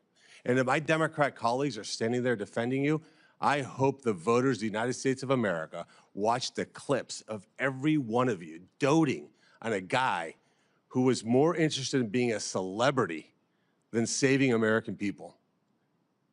I will make it my mission to make certain that every single one of those Democrats who did that will see that clip over and over and over again. Because there is no defense of what you did. You may have had a 50-plus year legacy of public service, but it ends in total and complete disgrace. So let me ask you an opportunity to answer one question. Will you apologize, just apologize, to the people who you harmed through your actions? Will you say, do you have the dignity to just say you're sorry? On the advice of counsel, I respectfully decline to answer based upon my rights under the Fifth Amendment to the Constitution. So you won't apologize to the military members who Joe Biden summarily dismissed from the military for not taking the vaccine? On the advice of counsel, I respectfully decline to answer based upon my rights under the Fifth Amendment to the Constitution. Will you apologize to the business owners that lost their business, shattered their lives, and they'll never recover? On the advice of counsel, I respectfully decline to answer based upon my rights under the Fifth Amendment to the Constitution.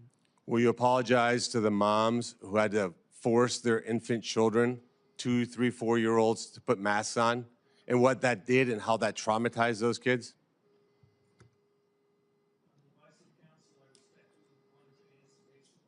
Under the Fifth Amendment to the Constitution. Will you apologize to the family members of the people who died because they took your advice and not only got the first vaccine, but the 5, 6 other boosters that they did not need?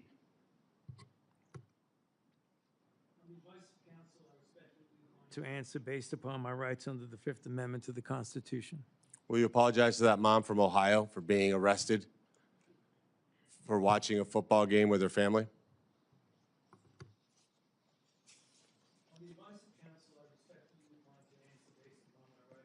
Fifth Amendment to the Constitution.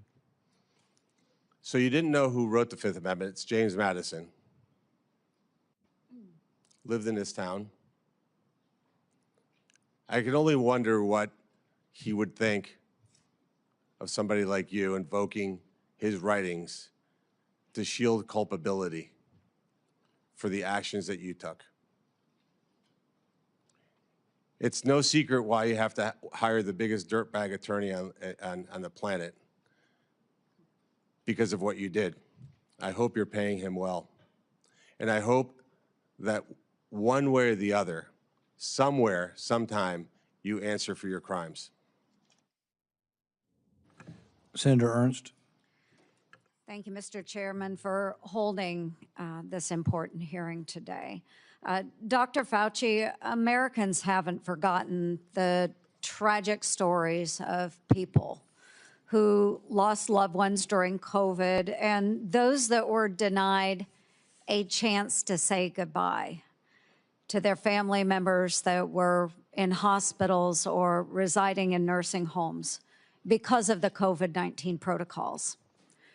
Americans haven't forgotten the mandates, the adverse reactions to vaccines, the government misinformation, social media censorship, hotlines to tattle on their neighbors, the forced school closures, the tragic rise in suicides, or those businesses that were forced to close during lockdowns. Americans haven't forgotten the hundreds of billions of dollars spent by taxpayers for COVID relief, stolen by fraudsters who bought Rolls Royces and yachts. These were taxpayer dollars. Americans have lost trust in science and government after the COVID response, trust which will be incredibly difficult for us to gain back. Dr. Fauci, you said that the science was evolving and that your recommendations evolved with it. But Americans remember you as the public face of the coronavirus response. As one of the nation's most trusted voices, you urged policies you said were absolutely necessary, even when those policies came at an enormous human and economic cost. And Americans deserve answers about reports that you may have worked with others to pressure the president into adopting the slow the spread strategy, and why you later sought an unconditional pardon for crimes you may have committed dating back to 2014. Dr. Fauci, in 2022, you had a taxpayer-funded salary of $480,000 a year. You were, in fact, the highest paid federal employee in the entire federal government, even making more than the NIH director and the President of the United States. According to now public documents, that was due in large part to your work on biodefense. Unreported is how NIAID spent over $1 billion from 2009 to 2026 in biodefense and influenza federal contracts and subcontracts. My office uncovered records on usaspending.gov that show from 2015 to 2020, NIAID paid out $515,418 in subcontracts to Harbin Veterinary Institute in Harbin, China, including $100,000 a few days after it opened a BSL-4 biolab in 2018. That very same institute was criticized for doing gain-of-function bird flu research in 2013. And yet you were funding them for years after that, sending U.S. taxpayer dollars to China. These contracts, which we also trace to NIAID, show U.S. taxpayers funded gain-of-function researchers in the Netherlands and in Wisconsin, funding the same folks whose controversial work led President Obama to pause this exact type of dangerous pandemic research. Dr. Fauci, did you know that the NIH's billion-dollar Sears contract programs were funding gain-of-function researchers in China, the U.S., and in the Netherlands? On the advice of counsel, I respectfully decline to answer based upon my rights under the Fifth Amendment to the Constitution. Dr. Fauci, Dr. Deborah Birx wrote in her book that you and President Obama's former CDC director were at a Saturday, March 14th, 2020 meeting at her home 2 days before the president announced his 15 days to slow the spread effort. Your now released diary said the meeting was a week before that. Dr. Birx said you all were trying to trap the president into having no other options. She wrote, your plan was to, quote, block any of the president's escape routes. So, quote, he'd have no choice but to agree to our flatten the curve measures. Yes or no, Dr. Fauci, did you try to block or trap President Trump into the slow the spread, flatten the curve measures in March 2020? On the advice of counsel, I respectfully decline to answer based upon my rights under the Fifth Amendment to the Constitution. When the COVID-19 virus broke out in Wuhan, China, you, Dr. Fauci, knew pretty much right away that NIH had funded Chinese labs, including those doing coronavirus research. There's email traffic from early January 2020 where your staff was flagging for you that NIH funded coronavirus research at the Wuhan lab through EcoHealth Alliance. Yet few Americans knew we funded the Wuhan lab because the funding went through a sub-award and was not reported to the public database like usaspending.gov as it should have been. Also, EcoHealth violated federal law by failing to report in its research papers how much taxpayer funding it spent on that research. At my request, the Government Accountability Office helped track down that $1.4 million of U.S. taxpayer money that was sent to the Wuhan Institute of Virology, both by you, Dr. Fauci, and through USAID. But first, it passed through EcoHealth Alliance, which I helped to get defunded through the NDAA. Dr. Fauci, did you intentionally use subaward funding to obscure NIH funding of Chinese biolabs and coronavirus research? On the advice of counsel, I respectfully decline to answer based upon my rights under the Fifth Amendment to the Constitution. NIAID awarded multi-million-dollar grants to a number of scientists shortly after they wrote publicly in the Proximal Origins paper that the COVID virus likely came from nature. Though documents Chairman Paul released last week show in private, those same scientists were much more open to the virus being from a lab. In 2023, Representative Jordan insinuated that you basically gave a $9 million bribe in the form of an NIH grant to NIH-funded virologists to say the virus likely was from nature. Dr. Fauci, yes or no, did you reward the Proximal Origin authors by giving them NIAID grants or contracts? I decline to answer based upon my rights under the Fifth Amendment to the Constitution. Dr. Fauci, we have learned that U.S. coronavirus researchers at UNC shipped, quote, humanized or transgenic mice to China by around 2017 for use in their dangerous coronavirus work. Under your NIAID coronavirus, researchers also used aborted baby body parts in mice research, and taxpayers paid for them to do that. NIH-funded coronavirus researcher Dr. Ralph Barrick and his colleagues at UNC put parts of livers, thymuses, and chunks of human fetal lung that they got from aborted, almost 5-month-old human babies. They put those parts in their research mice. They disgustingly named them BLTL mice and wrote they had created a, quote, sandwich of aborted body parts in the mice. Get it, folks? BLT. A BLT sandwich. Your RML lab employees in Montana also ordered and used aborted baby body parts in their taxpayer-funded research. And emails show how they plan to use those mice for post-COVID work. NIH funded putting aborted babies' fingers and scalps off the heads of aborted babies and putting them into the backs of research mice. The scalps later grew fine baby hair in the mice.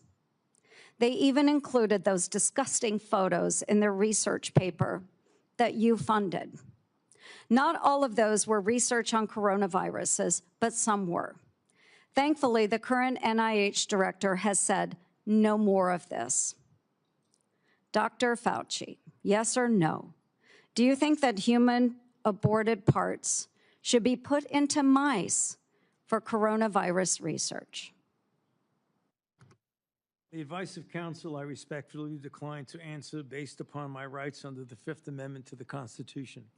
Mr. Chairman, would you direct the witness to answer the questions that we have been asking? He probably would if he was here, but I can direct it. But no, I think we understand his answer. We do understand that. Americans are asking for accountability, Dr. Fauci, and your silence is very telling. Thank you, Mr. Chair. Senator Moody. Thank you, Mr. Chairman. You know, I'm the most junior member of the Senate here, showing from where I sit. I just got here last year. Many of you may remember I was the Attorney General in Florida who fought back against the lockdowns, the school closures, the church closures, everything to embrace sanity and science. We fought back. We got ridiculed for it. And we didn't just call people names. We actually impaneled a grand jury of people of all walks of life, all political persuasions. So that's how I came here, fighting for a free state amongst states that had locked their own people down. We are now called the Free State of Florida. And I believe our responsibility here is to make sure that government remembers the people are our bosses, that we report to them, that we're accountable to them. Government shouldn't operate for itself. Government operates on behalf of and for the American people. And anytime we get close to reporting back to our bosses about what government has done or how it's been abused, or how individuals that are employed by the government had acted in their own self-interest or against the interests of the American people, every time we get close, if we start uncovering outrageous fraud, we'll have a hearing, and the tactics have been to not show up. So you'll have all of us over here trying to drill down on why we've been giving money that actually works against American citizens, and no one shows up. Today well, nobody's here at the moment. Today there seems to be a different tactic. Today we have Democrats showing up and trying to spin why we shouldn't even be having this hearing to report back to our bosses. One said, today's hearing does damage. It will deter others from public service. Another said, this hearing is designed to entrap you. Another said, one fell all over himself flattering you, thanking you for your service multiple times, quoting man in the arena. Another said that we are demeaning first responders, and today is a sad play in a repeated playbook, or we're going after one man. I mean, all of their time was used on why we should not be having the hearing to report back to our bosses and give the people accountability. So I would like to talk about that because I believe that the trust the American people place in our public health institutions and what happened to that trust during COVID is important. Because in a public health emergency, they are asked to make extraordinary sacrifices based on advice given to them by the government that is supposed to be working for them.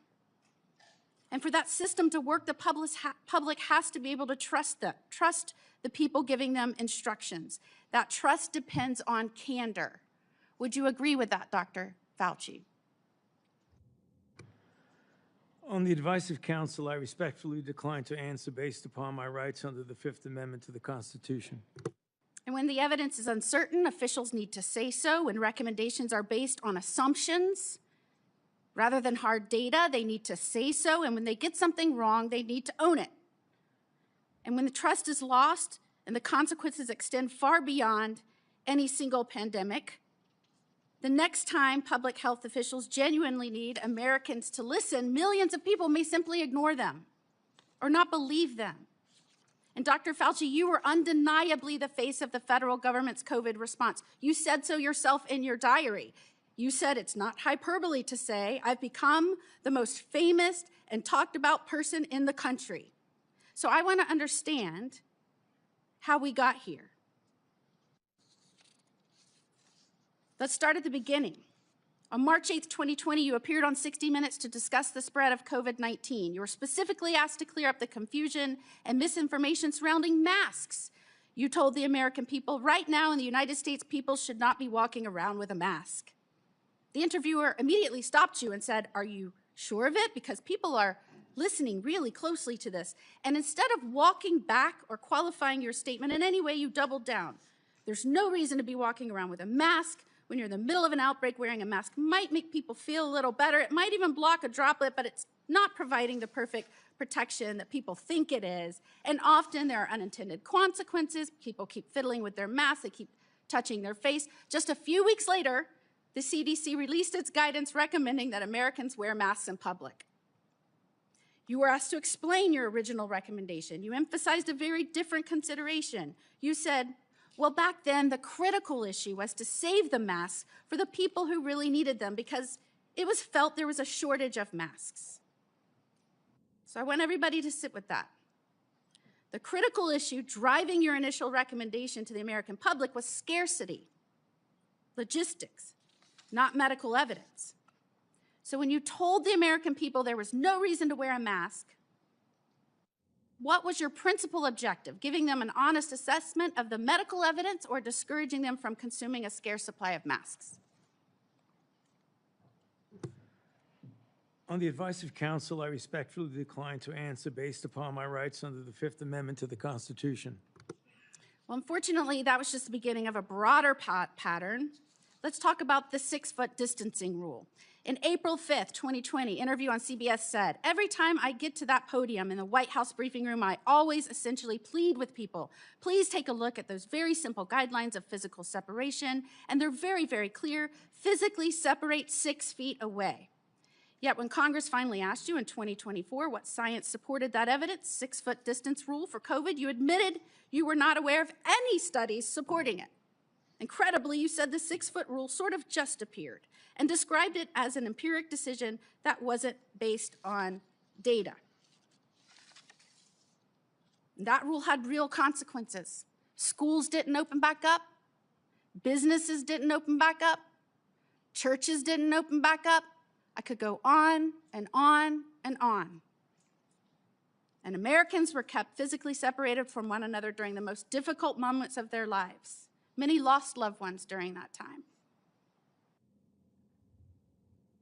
So, Dr. Fauci, did you have any evidence to support a 6-foot separation rule when you gave that advice to Americans? On the advice of counsel, I respectfully decline to answer based upon my rights under the Fifth Amendment to the Constitution. All right, well, let's look at the lockdowns then. By 2022, the consequences of prolonged COVID lockdowns on our children were clear, from delayed development to social isolation, which is probably why you were asked in July 2022 whether you would recommend locking down schools again. And you said, first of all, I didn't recommend locking anything down. But now we have your diary, and it tells a very different story from the one you told the public. And I will quote, I spoke with Bill de Blasio, the mayor of NYC, and convinced him based on what I was saying publicly in my conversation tonight to close the NYC schools. He had already decided based on what I was saying on TV. I went on to tell him he should close the bars and restaurants in NYC, and he said he would do this based on my recommendation.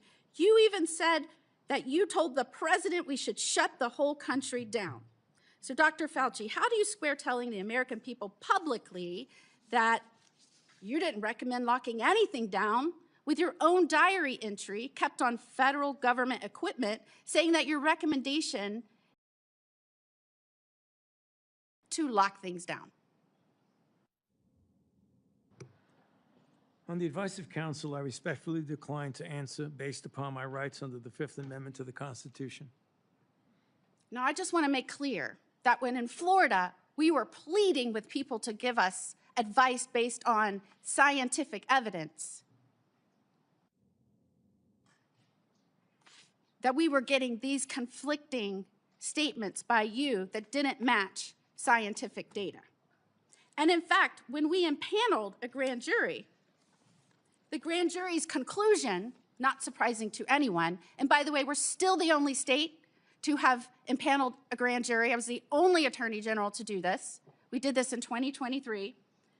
That conclusion was the lockdown, mask, and social distancing advice ministered by federal agencies and implemented by certain local, state, and federal agencies was not based on the best available scientific data. In fact, many recommendations and their accompanying mandates departed significantly from available research. Again, people from all walks of life, all political persuasions, that is what they found. And yet, during that time, while you were giving those statements, knowing there was no scientific basis for it, and we know now you knew it because we have your diary entries, you called the governor that I worked with to fight to keep Washington and D.C. out of our state so that we could indeed respect the rights of our citizens. You called our governor, Governor DeSantis, and I'm going to quote this so I get it right out of your journals, a total jerk, that he is a complete disgrace, that he is blocking local authorities from mandating masks in various locations, including schools. And you were very concerned and upset that we were actively, and I'm going to quote, criticizing you, and we talked virtually every day about being wrong on everything. And what is astounding is that you wrote you feared because of that, because we were questioning our government, because we were fighting back for the truth from our government, from scientifically based recommendations, because we were pushing for that. You said you feared that our democracy is in dire danger. Thank goodness we have people up here that I work with that understand our role, which is to report to our bosses, the people, because they are in charge. Calling for our government to be honest with us and transparent with us and accountable to us, that is a democracy. What you did is the opposite. And I cannot believe I have to explain this to someone who represented our government and some of the most important issues for so long. And before I conclude, if I can just put up our pardon. This is the pardon you have heard so much about. And Dr. Fauci, the only other person that got a pardon like this, I believe, had a last name of Biden. This pardon goes back to, and if you'll see, January the 1st of 2014. Did you talk to President Biden and ask for this pardon? On the advice of counsel, I respectfully decline to answer based upon my rights under the Fifth Amendment to the Constitution. Who did you talk to in the White House about this pardon? On the advice of counsel, I respectfully decline to answer based upon my rights under the Fifth Amendment to the Constitution. Did you specifically ask that it be dated back to the beginning of 2014? On the advice of counsel, I respectfully decline to answer based upon my rights under the Fifth Amendment to the Constitution. Did you do that so that you would be given immunity going back to the beginning of 2014?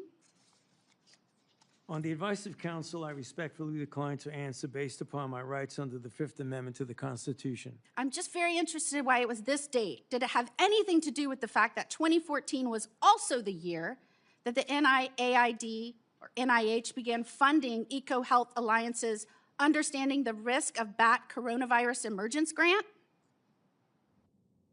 On the advice of counsel, I respectfully decline to answer based upon my rights under the Fifth Amendment to the Constitution. And this is the same grant that funded the work on bat coronaviruses at the Wuhan Institute on Virology. Millions of Americans are questioning what happened during COVID, why we were given misleading information, misleading advice, why you gave conflicting statements based on, I guess, how you were feeling that day. And Americans, rightfully, we lost over 1 million Americans.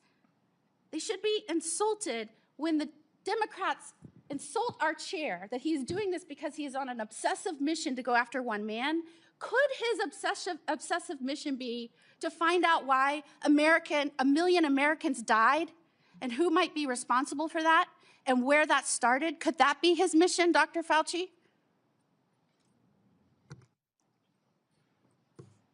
On the advice of counsel, I respectfully decline to answer based upon my rights under the Fifth Amendment to the Constitution. And after everything we have just walked through, can you sit here today and tell the American people, our bosses, that you bear no responsibility for their collapse in trust of their government?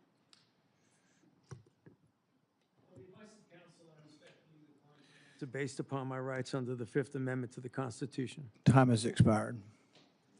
We're going to do another quick round for those who remain, about 5 minutes. Any questions that haven't come up that are pressing? Let's try not to go over territory that's already been done. I'll begin by asking unanimous consent to insert into the record documents show that the CIA transferred funds to NIAID through interagency agreement. Hearing no objection, so ordered. We had hoped to hear testimony from Anthony Fauci today. We haven't, but I think it's important that we do hear from him. So we will have a video we'll play in a moment. For years, Anthony Fauci has been the public face of saying this in all likelihood came from nature. He kept saying, it's the marketplace, it's the marketplace, it's the marketplace. He's been saying that on television up until recently.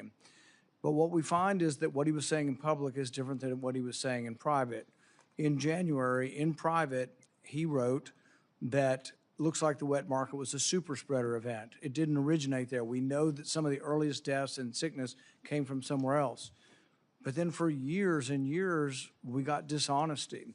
So let's play the video so we can see a little juxtaposition of the problem we're dealing with. Fauci's journal entries contradict what he said publicly about the origins of COVID-19. Fauci admitted in January 2020 that the initial outbreak of COVID did not occur at a wet market.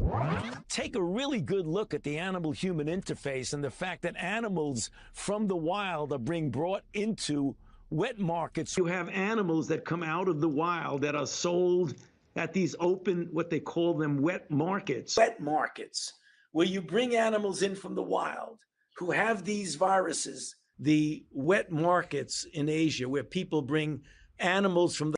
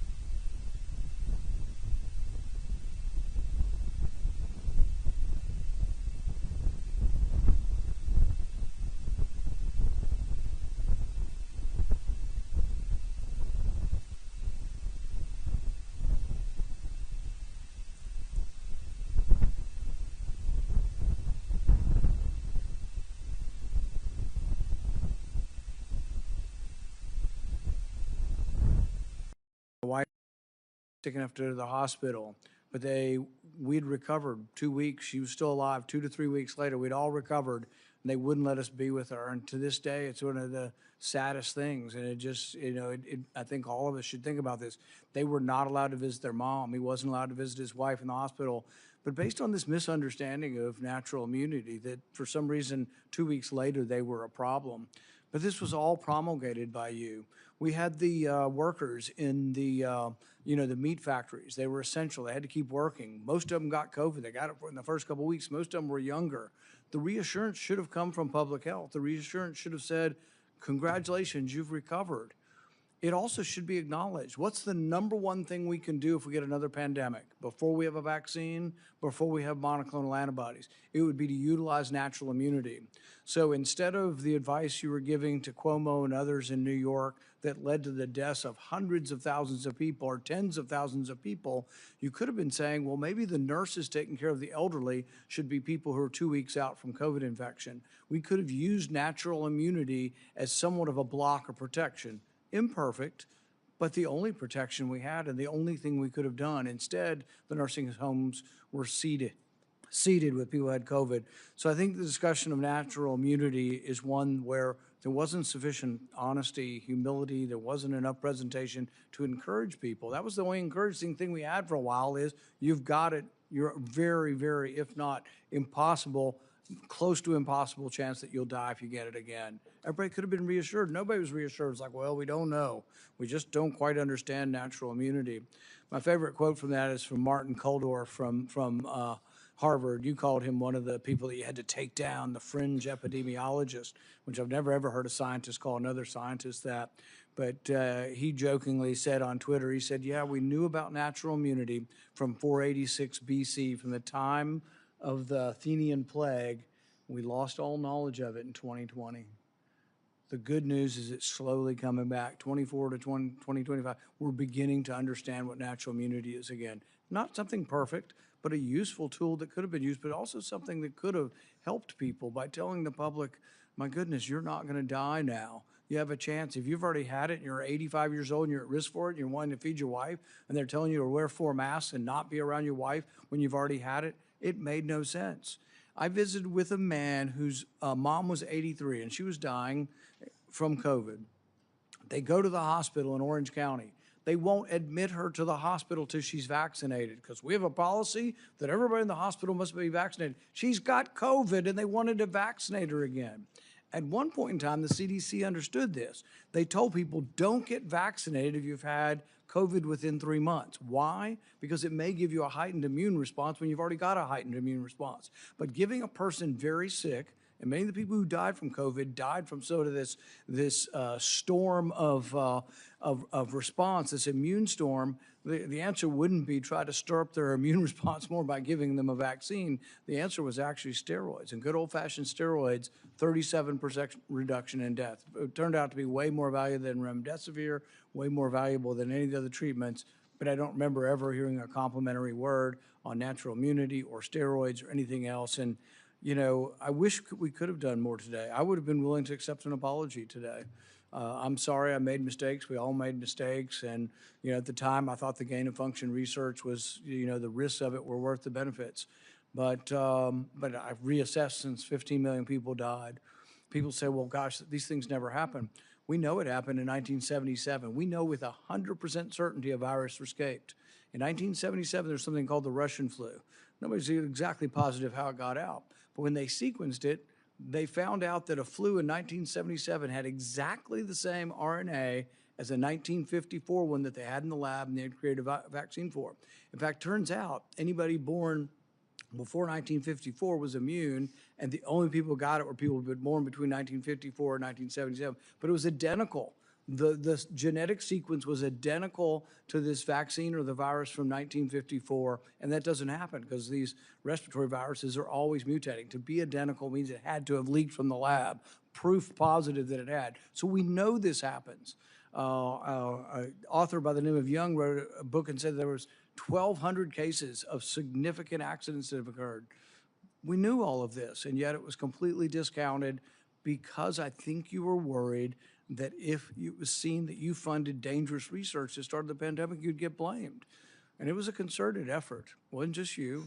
Anybody associated with the funding decided we needed to protect ourselves. Senator Johnson.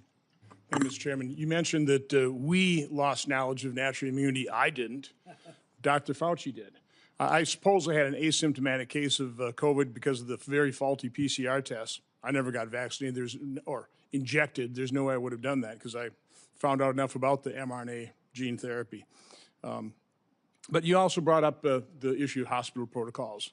I'm going to be holding a public event on hospital protocols. We've already received a couple hundred testimonies. They are heart-wrenching. They are heart-wrenching. Here's an excerpt from the testimony of a staff surgeon, very experienced, doctor for decades, at Providence Regional Medical Center, Everett, Washington. Quote, "After our hospital was given remdesivir by the CDC, we were provided misleading/inaccurate information about the drug by our medical leadership. When I had a young trauma patient who was a perfect candidate for remdesivir, the infectious disease doctor on call told me to not give it to her because, quote, she seemed like a nice girl." He concludes, it was known early the remdesivir kills. As I said, nurses referred to it as run, death is near. So again, I've always been, it never made sense to me that we put all of our eggs in the experimental gene therapy. If you knew anything about it, you would have avoided it like a plague. And we sabotaged early treatment. But the only treatment we really approved, monoclonal antibodies, which I think basically worked pretty well, but those weren't particularly available. They were denied an awful lot of patients. It was all remdesivir. Based on a study that the NIH changed the endpoint from mortality, because it had no impact on mortality, to days of recovery.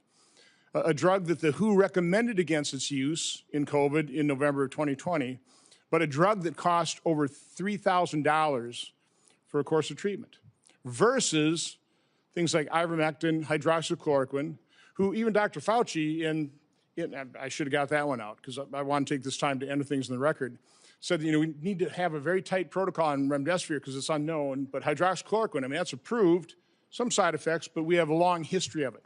Let's put up my latest chart. Again, I was tracking adverse events on the experimental injection, but I use this chart as a comparison. So you've got ivermectin, hydroxychloroquine. These are average, again, AVAERS doesn't improve causation, but there's correlation. It's there for a safety signal. So ivermectin, over 30 years of FDA reports, 17 deaths per year. Hydroxychloroquine, over 38 years of reporting, 142 deaths per year.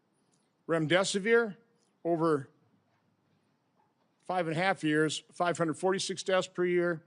The COVID injection, almost 7,000 deaths per year. Which is safest? What did the FDA freak us out about ivermectin, hydroxychloroquine, when they turned a complete blind's eye toward the injection's injury? So I want to enter the quote from the surgeon.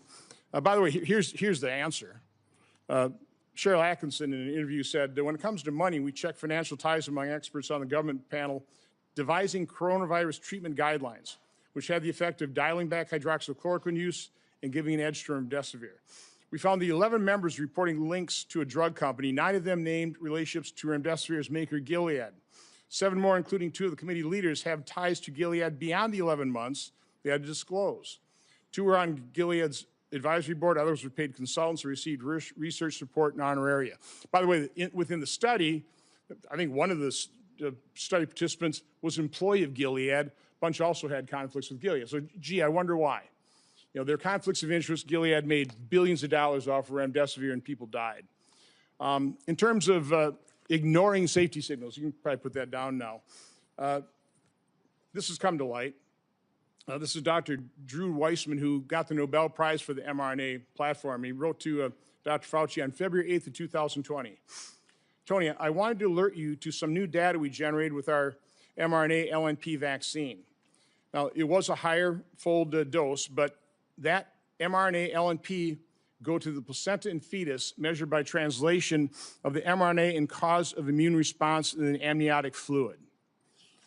So that same day, Dr. Fauci responds, it'd be interesting to see what human dose levels given intramuscular do. So about a month later, Dr. Weissman replies, he said, we still have some concerns over the data after they tested at IM. Now, again, there's more documentation in terms of the FDA blew it off. It's like, don't worry about that. That was the whole thing. That's what Peter Marks did when he was shown that his algorithm is going to mass safety signals.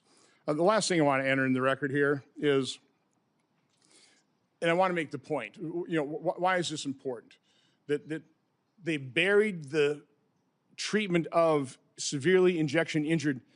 The fact that we haven't acknowledged these injection injuries, these people can't get treatment. They're being gaslit by their doctors. So it's all in your head. The rate of the injection injured of suicides is increasing because they've given up hope, because our medical establishment and federal health agencies completely failed them, failing to acknowledge it. So again, Dr. Nath was diagnosing and treating injection injured in March of 2021. This concerned people. So you had Dr. Walter Koroshitz writes Dr. Fauci. One of the points he made, there's been a steady, slow stream of reports to me of post-vaccination neurological conditions. Dr. Nath has been collecting a bunch. He has reports sent out to publish. Well, that alarmed everybody. Boy, you can't let the public know what's actually happening. You can't actually let the public know what the science is showing. So on April 29th, a email from Francis Collins, head of NIH, to Dr. Koroshitz, says, I find this approach troubling and will have the main consequence of feeding vaccine hesitancy and social media overreaction. Then Dr. Lawrence Tabak writes to Francis Collins, I don't understand why Walter does not shut this thing down. Why don't you shut down Dr. Nath, who's actually treating injection injured? Why? Because of vaccine hesitancy. And because we haven't acknowledged that, and the reason I've been advocating for this is because I know the injection injured. I know people who lost loved ones within days of the injection. And we've turned our backs on them. They deserve acknowledgement. They deserve to be heard, seen, and believed so they can get treatment. I also know the doctors whose careers were destroyed because you denigrated things like ivermectin and denied ivermectin to people in hospitals who got their kidneys knocked out by the remdesivir but got put on ventilators, never got to hug their loved ones goodbye because of those hospital protocols. That's what your science did to people. So, Dr. Fauci, my only question is, based on your lack of testimony here today, based quite honestly on our investigation into the cover-up of safety signals and injection injuries, we have issued letters to a number of former FDA officials to come in for transcribed interviews. You will be getting a letter today asking for a volunteer transcribed interview. So I'd be asking, will you comply or will I have to subpoena you? On the advice of counsel, I respectfully decline to answer based upon my rights under the Fifth Amendment to the Constitution. Expect a subpoena. Thank you. Senator Scott. Dr. Fauci, did you personally receive any royalty payments connected to COVID-related intellectual property? On the advice of counsel, I respectfully decline to answer based upon my rights under the Fifth Amendment to the Constitution. Given that NIH receives royalty payments from certain pharmaceutical companies, why would any American believe these financial ties did not influence decisions about which treatments were promoted or restricted? On the advice of counsel, I respectfully decline to answer based upon my rights under the Fifth Amendment to the Constitution. Why doesn't NIAID publicly disclose these payments? On the advice of counsel, I respectfully decline to answer based upon my rights under the Fifth Amendment to the Constitution. Did you partner with Bill Gates on global health initiatives or vaccines? On the advice of counsel, I respectfully decline to answer based upon my rights under the Fifth Amendment to the Constitution. How much did Bill Gates entities provide in funding to NIAID collectively since 2005? On the advice of counsel, I respectfully decline to answer based upon my rights under the Fifth Amendment to the Constitution. To your knowledge, did Bill Gates partner with China on sensitive research? On the advice of counsel, I respectfully decline to answer based upon my rights under the Fifth Amendment to the Constitution. Specifically, dual-use research such as countermeasures or gain of function? On the advice of counsel, I respectfully decline to answer based upon my rights under the Fifth Amendment to the Constitution. Do you know if Bill Gates' entities partnered with U.S. government classified programs? On the advice of counsel, I respectfully decline to answer based upon my rights under the Fifth Amendment to the Constitution. Do you know if Bill Gates maintains an active national security clearance? On the advice of counsel, I respectfully decline to answer based upon my rights under the Fifth Amendment to the Constitution. Did you advocate or request for Bill Gates to receive a security clearance? On the advice of counsel, I respectfully decline to answer based upon my rights under the Fifth Amendment to the Constitution. Do you have any knowledge that NIAID or NIH through HHS sponsored or requested a security clearance for Bill Gates? On the advice of counsel, I respectfully decline to answer based upon my rights under the Fifth Amendment to the Constitution. Around 2010, my understanding is that the government shifted its approach to biodefense countermeasure research. Did NIAID, under your leadership, partner with the Obama White House or any other U.S. government classified entities on sensitive countermeasures research? On the advice of counsel, I respectfully decline to answer based upon my rights under the Fifth Amendment to the Constitution. Did your office take steps to drive biological research investments? On the advice of counsel, I respectfully decline to answer based upon my rights under the Fifth Amendment to the Constitution. What was private industry's take on the type of research in the 2010 timeframe and before? On the advice of counsel, I respectfully decline to answer based upon my rights under the Fifth Amendment to the Constitution. Was it considered too dangerous to conduct and industry was hesitant to take this on and invest in? On the advice of counsel, I respectfully decline to answer based upon my rights under the Fifth Amendment to the Constitution. Why did you take steps to mature the government's approach to biodefense? On the advice of counsel, I respectfully decline to answer based upon my rights under the Fifth Amendment to the Constitution. Were there any specific lines of effort or actions you felt were needed during this time to improve the research, development, and fielding model? On the advice of counsel, I respectfully decline to answer based upon my rights under the Fifth Amendment to the Constitution. How was dual use and gain of function incorporated or accounted for in maturing biodefense countermeasures? On the advice of counsel, I respectfully decline to answer based upon my rights under the Fifth Amendment to the Constitution. Did you ever discuss moving gain of function countermeasures research out of government space to private industry space? On the advice of counsel, I respectfully decline to answer based upon my rights under the Fifth Amendment to the Constitution. How were these private organizations regulated through government oversight while conducting risky research, including gain of function or gene editing technology? On the advice of counsel, I respectfully decline to answer based upon my rights under the Fifth Amendment to the Constitution. Did the Obama White House or any government entities take steps to inject funding into private industry? On the advice of counsel, I respectfully decline to answer based upon my rights under the Fifth Amendment to the Constitution. How do you ensure that our national security and public health is protected when private organizations work with foreign countries of concern and have the no government oversight, such as the EcoHealth Alliance research grant you funded in a CCP military lab? On the advice of counsel, I respectfully decline to answer based upon my rights under the Fifth Amendment to the Constitution. Given the culture of the pay to play at NIAID, did you or anyone acting on your behalf make any payment or enter any arrangement in any way or fashion to secure influence the broad pardon you received from President Biden? On the advice of counsel, I respectfully decline to answer based upon my rights under the Fifth Amendment to the Constitution. Thank you, Mr. Chairman. I'd like to ask unanimous consent to enter into the record a letter from the Department of Energy that confirms during Anthony Fauci's tenure that Bill Gates was given Q security clearance from 2014 to 2021. Without objection, that will be entered into the record. I'd also ask unanimous consent to enter into the record the contents of the folder of authorities provided to Dr. Fauci, including the pardon.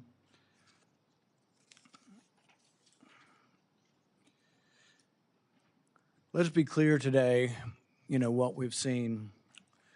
I really did want to hear from Dr. Fauci. I wanted to hear perhaps an apology, perhaps some semblance of being sorry for what happened or that judgment errors were made. We didn't hear any of that.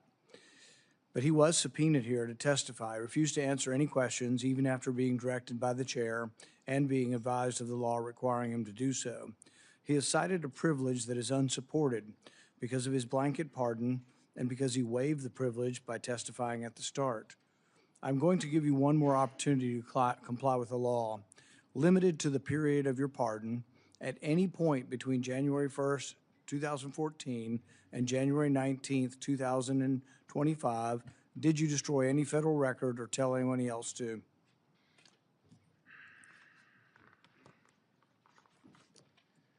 Under the advice of counsel, I respectfully decline to answer based upon my rights under the Fifth Amendment to the Constitution. Given that you have a unlimited presidential pardon, what is your specific objection that you are making?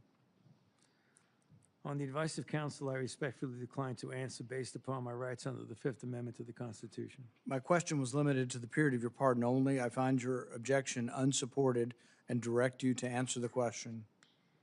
On the advice of counsel, I respectfully decline to answer based upon my rights under the Fifth Amendment to the Constitution. Because you refuse to answer, citing a privilege that is unsupported because of your pardon, and after being denied to do so, this committee has scheduled a vote next week on a resolution certifying your contempt. I think we have another question or two from Senator Langford.